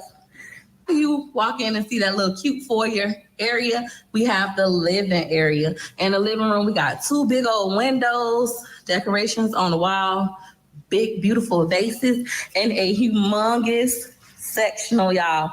My family believes it's not where you live, it's how you live. And we do believe in living good and living nice and clean. So a lot of people think projects to me, your house dirty, you don't work, you're a welfare queen. And that is not the truth. People live in the projects, so they live in public housing, low income housing. They work, they pay rent just like everybody else. It might not be a lot of rent because it's what their family can afford and it's a step up. We leave the living room area, and yes, baby, it's a TV on the wall. You know how we doing over here, you know what I'm saying? Ain't where you live, it's how you live, you know what I'm saying? We have the kitchen area. We have a huge deep freezer. That's a nice kitchen. Let me stop showing these people. I know, I ain't gonna have one that nice. Stop. Everybody in my family shop like me. We like bulk shop for the month. Beautiful kitchen table. It's like very open in here. We stealing when I come here. Little snacks, stuff. Counter area. And she outdid herself because, you know how we do it ain't how you live. It ain't where you live, it's how you live. Got snacks for the kiddos. Snacks. And more snacks for the kiddos. Girl stove. Look at the stove. Clean, baby. Clean. Ain't no roaches up in here. I swear to God, ain't no roaches. The theme in this kitchen is wine. If you haven't noticed. Wine. Yeah. Air fryer. We was lucky to get these air fryers. Air fryer. We was lucky to get these air fryers. Y'all know I like my Dollar Tree knife, but this family member bougie, so you know she got the nice set, crock pot, the blender. Got a little George over there. And we got our sink, regular sink, dishwasher. We don't use dishwashers in my family. Nobody does. We hand wash things. Like Black people, if you didn't know, Black people do not believe, at least down south, Black people, we do not believe in using dishwashers, baby. You gotta hand wash your dishes. If you use a dishwasher, we was taught if a person uses a dishwasher, do not eat from them. And also as a Black person growing up in the South, we're taught to only drink out of glasses. We will not drink out of a plastic cup at somebody else's house. When you at someone else's house, always drink out of a glass where you can see what's in it, or preferably bottled drinks, and never, eat off nobody's dishes who use a dishwasher. My 12-year-old, he was like, Mom, you always complaining about washing the dishes. Why you won't use the dishwasher? I'm like, well, we Black. We Black. Black people don't use no dishwasher. Black people don't use no we don't do that. We hand wash, baby. But, they use it as like a little storage area. Got an asthma machine. Somebody got asthma over here. Some disinfectant wipes, because y'all know coronavirus. It's real. Hand sanitizer. This gum machine, they really be charging you for this gum. Every time I come over here and I want some gum, they charge me and my kids $25 for real. That's crazy. Then they got their drinks downhill. I had bought them some drinks. When I come over here and I drink their drinks, they either charge me or make me replace them. Mm-hmm. So your family don't be giving you nothing for free. You gotta pay. Keep in mind, this is public housing. It's not where you live, baby. It's how you live. Now let's go to this laundry room. Got this huge laundry room, storing some bikes and toys in here, washer and dryer. This place does come with the washer and dryer in the unit. So this was already here. This was already like this. It comes like this, and then a little storage, but it's huge. How big this is. So this is bedroom number 1. This is a girl's room. She kind of doing her own thing in here. She kind of freestyling some stuff. I'm trying not to show her pictures because she got a lot of pictures and stuff on the wall. She did remove her door hangers because she's always in and out of this closet. But she got her bags hanging up. She got her clothes. She got her shoes semi-organized. But she removed her closet doors on her own because she just likes the way this looks and like looking at her clothes. On to bedroom number 2.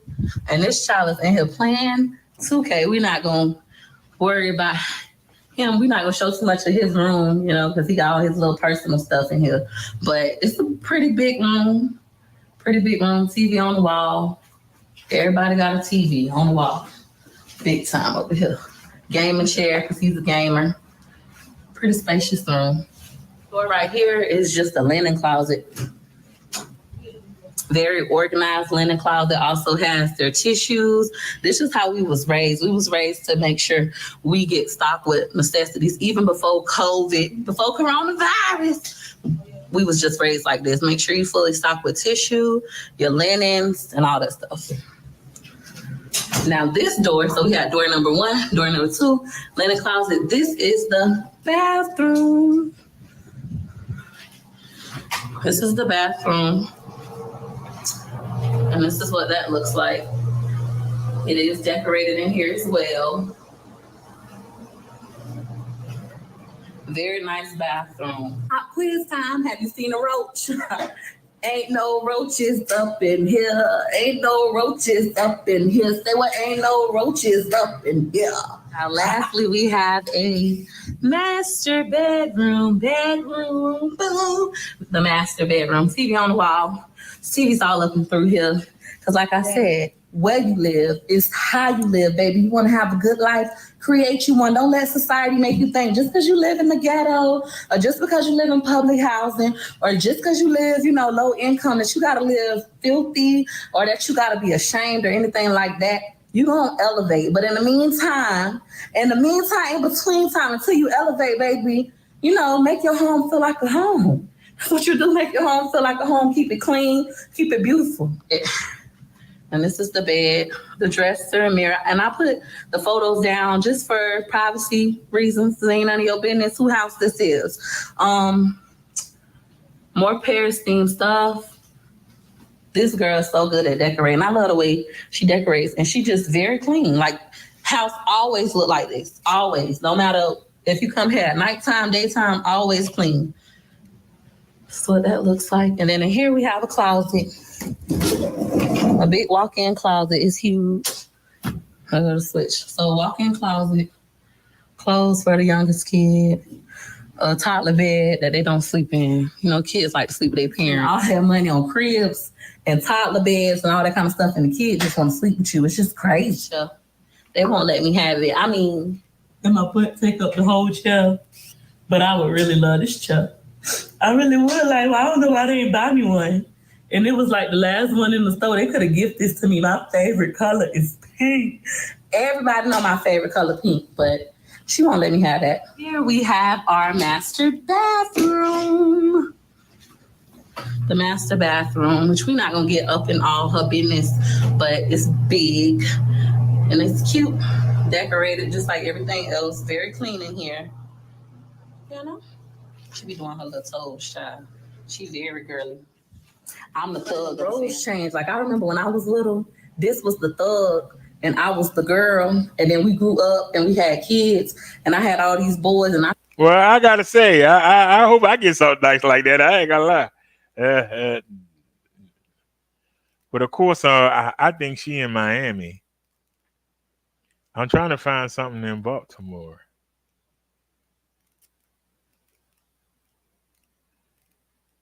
Trying to find something in Baltimore.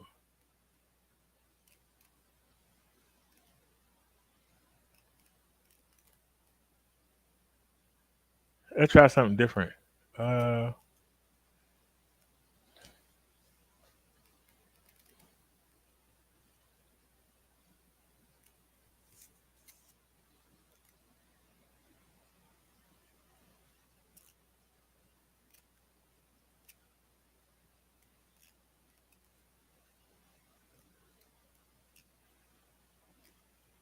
I don't know if he in Baltimore.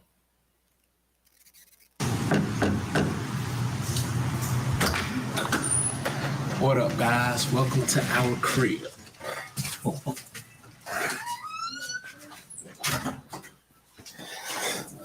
We wanted to make a new video, something different, give you guys a part of us and let you guys inside of us give out more so you can see where we're coming from. So This is our crib. We currently stay right now.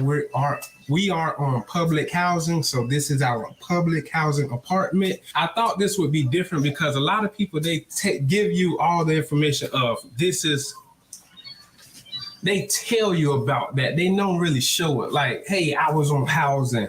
They don't show that. They just tell you about it in interviews. I want to actually show you guys. I felt like this would be something different. Show you guys, and you can see where we come from, because pretty soon we do not plan on being on public housing for much longer. We were on public housing going on 2 years. She said 2 years. That's my wife behind the camera recording for you guys. But we've been on public housing for 2 years, and we've been in this apartment for 2 years. So I'm gonna give you our little apartment tour. So starting out, this is the little hallway walk area. As soon as you come in, this is our crates that we put up all of our stuff in that we go selling, that all of our coupon stuff that I take to go selling. I just stack these crates up inside the car and then put them out on the table. So as soon as you walk in, you see that we don't have many visitors. So even if we did, we don't really care. That's why I write there. She do, but I don't. That's why I write there. But we don't have no other place to put it at. So starting in, come on. That's Dominique and Davion room to the left. But we're gonna start off in the bathroom. This is the bathroom that all of them use. The microphone thing going up. The two green things. All right, I just wanted to make sure. But this is the bathroom that all of them use. She said she don't like to use our bathroom in there because I keep it a little too messy for her. So she come in here with the kids and use this bathroom. But go back. Y'all can put on clothes so y'all can get on the video too. They ain't having no clothes. But starting out, this is pretty much it. Just a regular bathroom. Huh? Oh yeah, that's another thing. I'll tell y'all when we get out there. But yeah, this is pretty much it. Anything you want to show them? Just a regular bathroom. But I'll tell y'all when we get out here because that fan. All of our bathrooms, when you cut the light on, that fan automatically come on.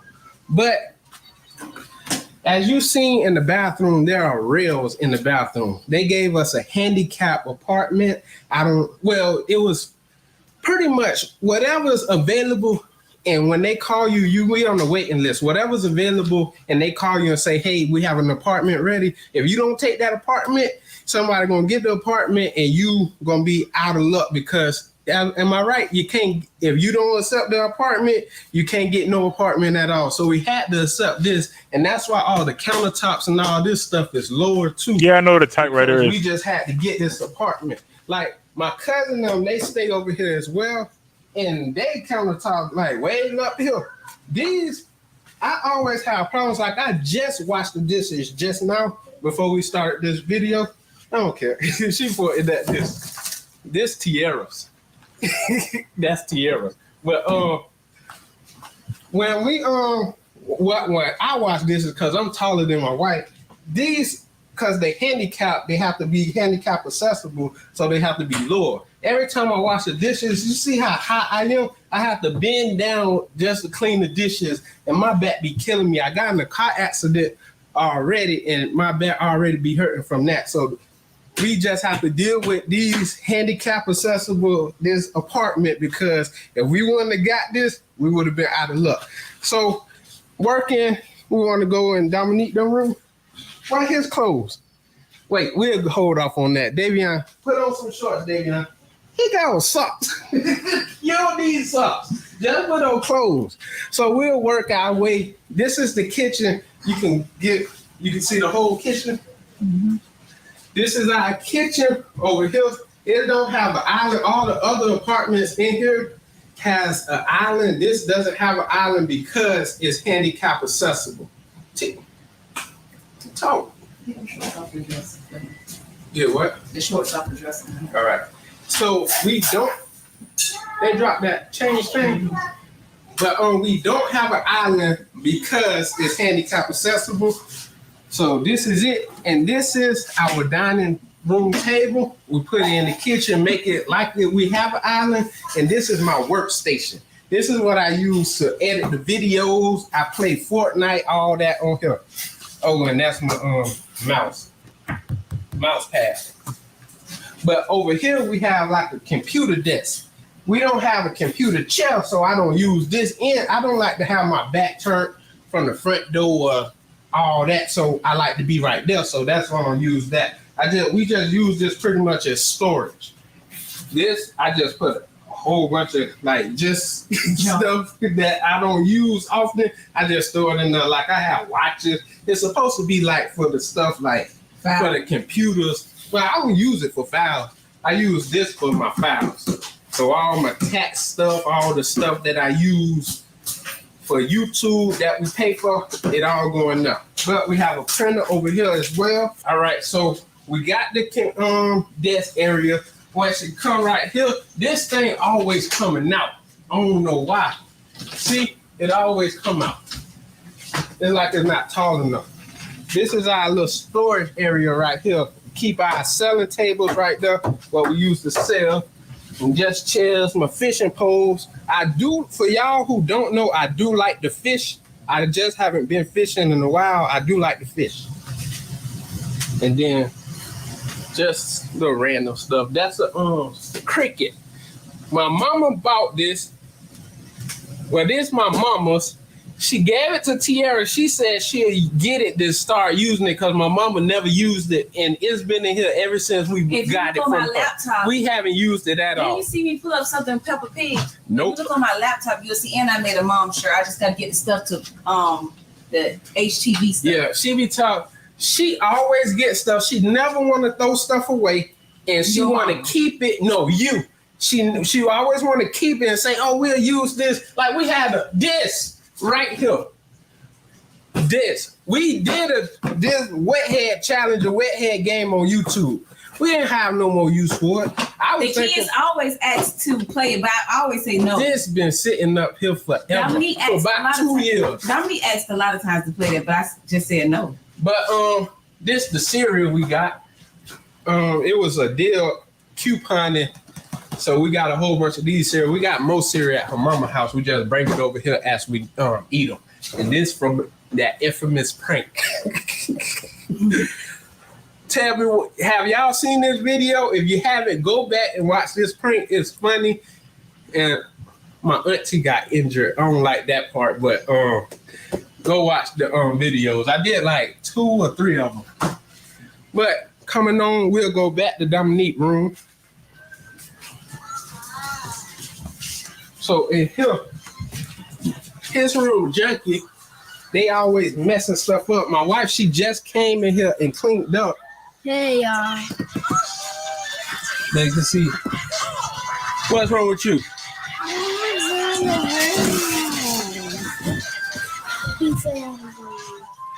But this is their room. This is both of their room. She told me to come on. They keep their room junkie. She just cleaned up not too long ago, and they got it all back dirty again too.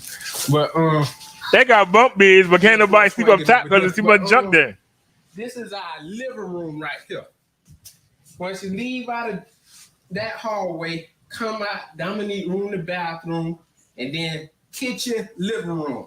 We just did this deal, and we haven't had time to put it all up. We have a storage at her mother's house, my mother-in-law house, that we stack everything up. We got shelves and all that, but we just haven't had the time to put all this stuff up. But this is our living room right here. Oh, yeah. Wow. Yeah, we doing all that. She don't want me to go in certain areas, but I told her we doing the whole house tour. She don't want... Here Tiara go right here. She don't want to be on camera because she said her hair not done. But, it's done, but it's in the bonnet. This is our living area, the TV. You can see the TV? Mm-hmm. TV, and this is pretty much it. It ain't much, but it'll do. We love it. And this couch, we need a new couch because our couch... But I mean, how long we had this couch? We had this couch since 2012, 6 years. Since 2012. This couch for majority of the time, it was sitting in storage because we were living with her mother for a while, and then we finally moved over here for the past 2 years. But since we've been here, it was okay, and then it just started going down. It's holes in the couch. Y'all want to see it? Come on. Holes in the couch. Holes down there.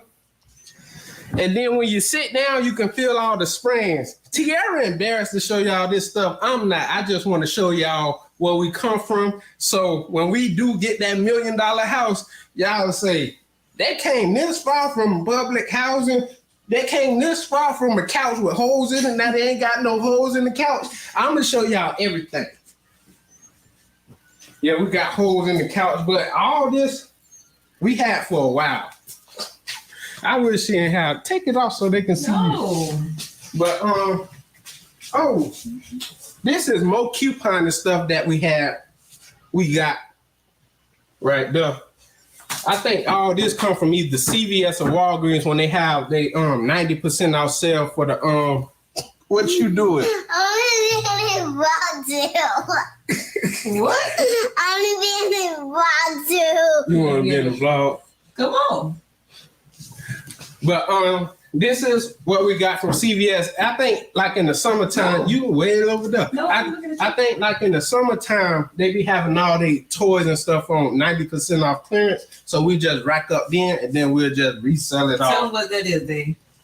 It's the remote controller and a headphone. Whose stuff that is? Daddy's. Yeah, see the PlayStation 4 over there. I played PlayStation 4, and that's the PlayStation 3. I'm waiting like 2 more days, Call of Duty Black Ops 4, and then I may not post no more for about 3 months. I'm just playing. I'll go post. See the I'm gonna post. I'm gonna continue this everyday posting. But whose stuff is this? The chair, those your mom. Well, she did. We've been holding this stuff. All of them went to Walgreens? No, I went by myself that morning. You was wondering why I was. Yeah, I was asleep. I wake up, she gone. I don't get no text. It's no just that nothing. when I took down to school, I just never. I ain't get no text, no nothing. I wake up, I ain't even text her. I was like, I'm just waiting to see when she gonna text me. She come back in here with bags on bags of stuff that she got from CVS, Walgreens clearance, and this was part of it. My mama told her to grab that, and then she'll give her the money back. But yeah, this is all clearance stuff that we just got. It was no coupons needed for that stuff. And this right there, we just need to go and get rid of that because they can't see. Yeah, but that's just thread. My parents, they had a embroidery business, and my dad, they stopped doing it for whatever reason. They stopped. I don't know why they stopped doing it because I keep telling them they need to start it back and just keep going. But they stopped doing it and they just sold all the stuff. Y'all seen that vlog before we helped them move all that stuff. That was all that stuff. They told us to that we can get that whatever we want inside of the Tierra wanted to keep all this stuff. I told her we didn't need all this stuff. You should have did your hair so you could turn the camera around. But I told her we didn't need all that stuff. We just had that stuff sitting all this time untouched. But that's a crates on crates of embroidery thread all right there. I was gonna make Dominica because today was school. Well, y'all, when I get set up, I'm going to have to make a video. Because these people simple. I was like, yeah. These people simple. Yeah.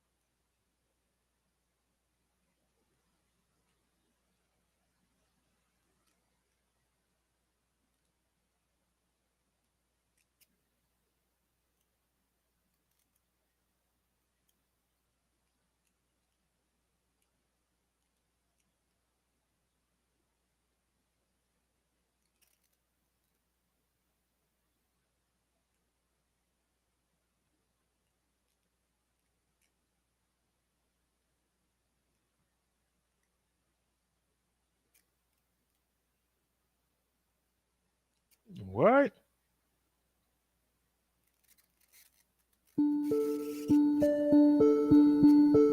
As the Real News continues to cover the plight of residents who live in Baltimore public housing, the challenges of simply surviving day to day couldn't be more stark. You know, and these places are so bad. You know, the rodents, the bed bugs, the Did we see this already? The pipes, everything is wrong with these places. Particularly the story of Tanita Wilson. The longtime resident of Perkins Homes bravely shared her story of being forced to give sex to pay for repairs. He just stated that we can clear the bill up if you perform a sexual act with me. Allegations of abuse that we have continued to investigate. But since then, things have only gotten worse. Over the weekend, a piece of ceiling collapsed on Tanita as she prepared dinner for her family. A traumatic event which was the result of deteriorating conditions in her apartment. And another example of what women in city-run housing must endure. So, Tanita, tell me what happened to you last night. Well, yesterday I was in the kitchen cooking my dinner, and I heard the water in the ceiling just bubbling, and the water just started coming down, and the sheetrock started falling down on top of me and my food inside my stove. I can't even turn the stove on because it's a horrible smell now. I haven't even tried to cut it on to see if it actually worked. I just left it alone. So when the plaster in the ceiling fell down, what happened to you? It fell on my head. The debris fell on my head. Some of it went into my eyes. And the water was just disgusting everywhere. Now, didn't you actually have to go to the emergency room last night? They did check my eyes, and they removed some of the sheetrock from my eyes. They also checked my head for injuries. They stated that I had a concussion, and they prescribed some medication, Motrin, for me, and gave me antibiotics for my eye. So when you came home from the emergency room, how did you feel? I was nauseous. I was pretty sore. I just wanted to take a shower and get all the debris off of me. Now, you said that the leak from the ceiling actually might be coming from your bathroom? It could be coming from the toilet area. I'm not sure, but when I turn the shower on, water leaks as well. When I flush the toilet, water leaks. So I don't know exactly where it's coming from. Have you reported this leak to the management for your building before? Yes. When I reported it to them before, they actually moved me and my children out into a hotel and came in and fixed the bathroom area and moved us back in here, but we still continue to have the problem. So, Tanita, what are your next steps? What can you do next to get some kind of help? My next step, I'm unsure. I'm really unsure. I no longer want to live in public housing because of the maintenance issues. They don't fix anything when you call them. And I don't believe they're qualified to do the jobs that they're being paid to do. They want this property. This property is very valuable. It's a tourist attraction as well. And we are low income. We can't afford to shop in these stores that they're putting up around us. So their means of putting us in the county and, you know, allowing other people that had the means or rich people that can spend the money here, let them live here and keep the revenue going for the city. We asked the housing department for comment, and they said they are committed to responding to the concerns of residents. This is Taya Graham and Stephen Janis reporting for the Real News Network in Baltimore City, Maryland.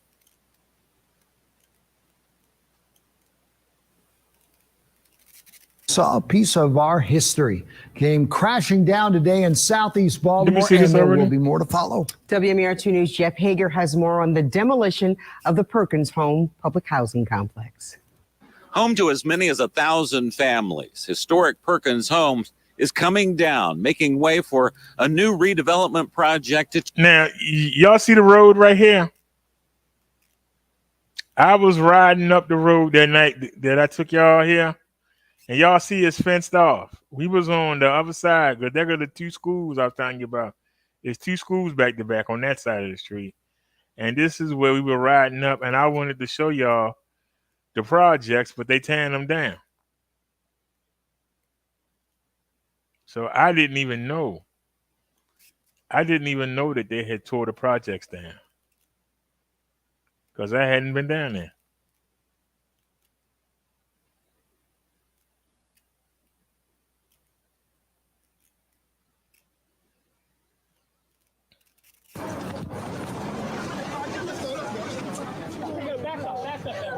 Oh, this is an old video. Look at the police uniforms. Within minutes, and it became a wild, almost chaotic scene. Jump out the car, go right in your pockets. No question, don't ask you for ID. Police operated in workmanlike fashion. They knew who they were looking for. They knew where they were. They went in, and they got. It's a result of the cooperation of people who live in the community, seeing this, calling in. We were able to get enough information to go out and to have an undercover officer make hand-to-hand purchases from the suspected narcotic dealers. Not big-time dealers, police say, but nickel and dime pushers. Residents complained they had taken over the streets. And tonight, many are happy police moved in. Hard to break this stuff up. All the shooting going on down here, it's terrible. I go home at daytime when I can see. So you approve of the cops just coming in? Yes, indeedy. Yes, indeedy. Should send more, clean it all out. It needs cleaned out. Should have done a long time ago. But not everyone was happy to see 150 cops descend on their neighborhood and literally take over. They got the dogs out. How do you feel about this? It's not right. I don't think it's right. I can see them if they know what and where they was going to and what's in there, but not just to be going. So there's too many kids running from what they're doing. Nevertheless, police are happy with what they did today. And they say most of the residents who live here want the drug activity and the violence it brings here to stop. This raid might have done the trick. At the Perkins Housing Project in East Baltimore, Horace Holmes, Channel 2 News.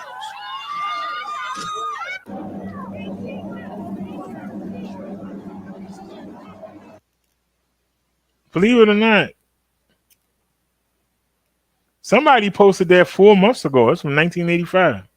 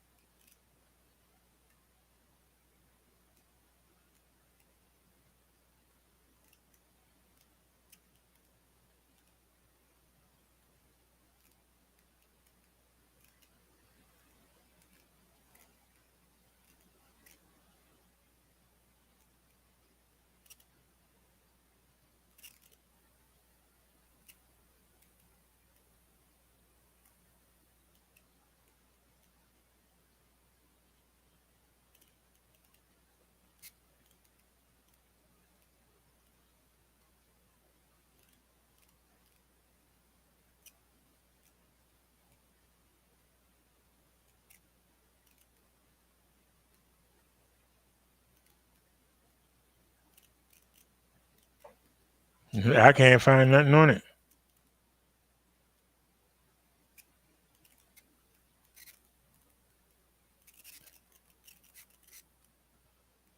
That's a shame that we can't find nothing on it.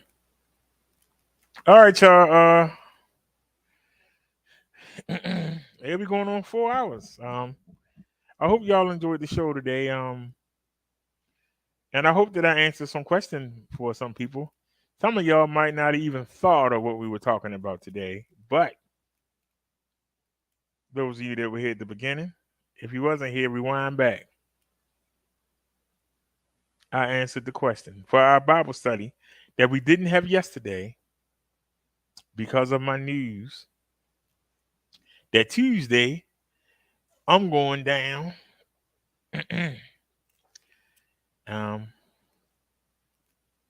They asked me to bring a lot of information. I'm going to let them know I doubt if it get here before Tuesday. I didn't even realize it was that close. But I don't know. You got Thursday, Friday, Saturday. Ain't nothing gonna move Sunday, Monday. If it ain't here by Monday, if it ain't here by Monday, I'm gonna head down to the office so I can be ready Tuesday. And then we're gonna go down there and hopefully I get a tour. Hopefully they have hopefully they give me a tour and I get to see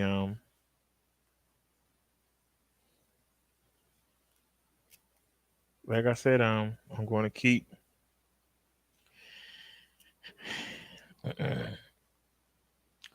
hopefully they some nice apartments. They don't look like the ones that was in them the ones they knocked down. Them boys look rough.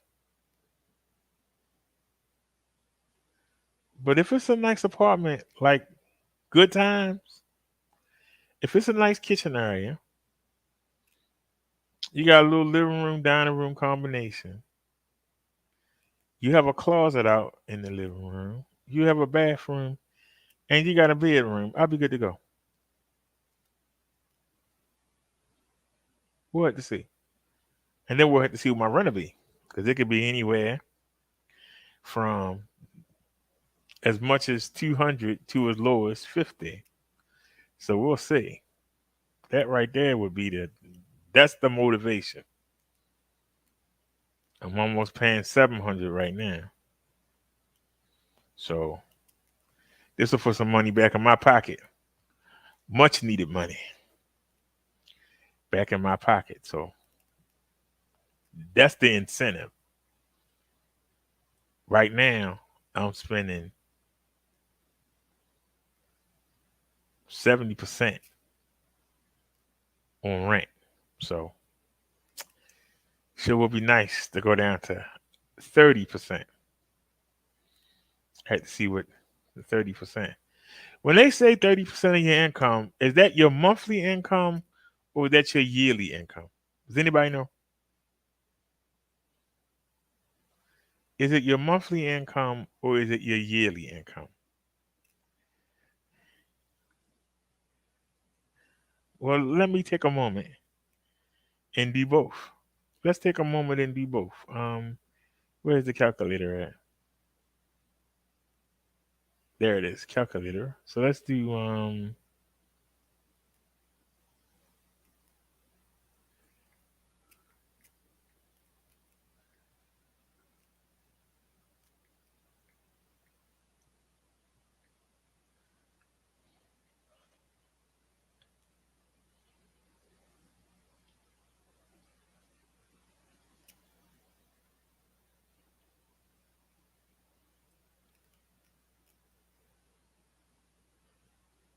well, 30% is 300.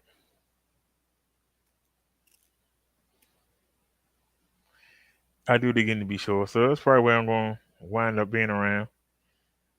That's still better than 700. Let me see.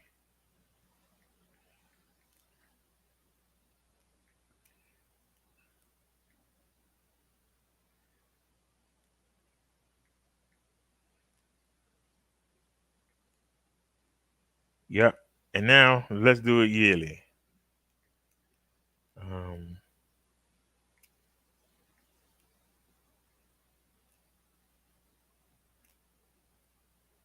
Wait a minute.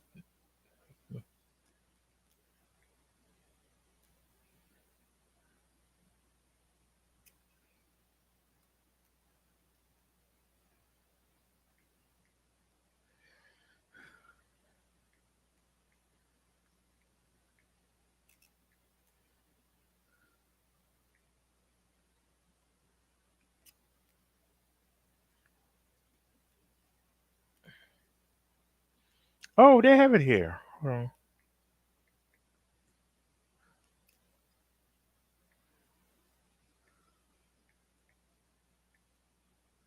Yep. Well, it depends. It will be around 300, but let's see. That's better than 700.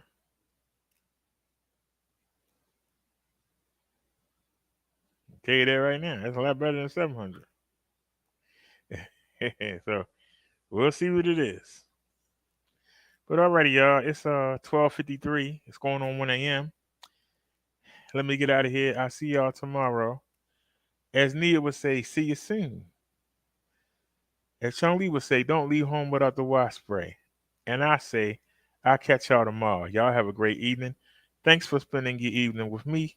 And I will see y'all tomorrow. Y'all have a great night. Tune in tomorrow for Finality Friday, Freaky Friday, Final Friday, whatever you want to call it. Just be here. Y'all have a good night. Peace, everybody.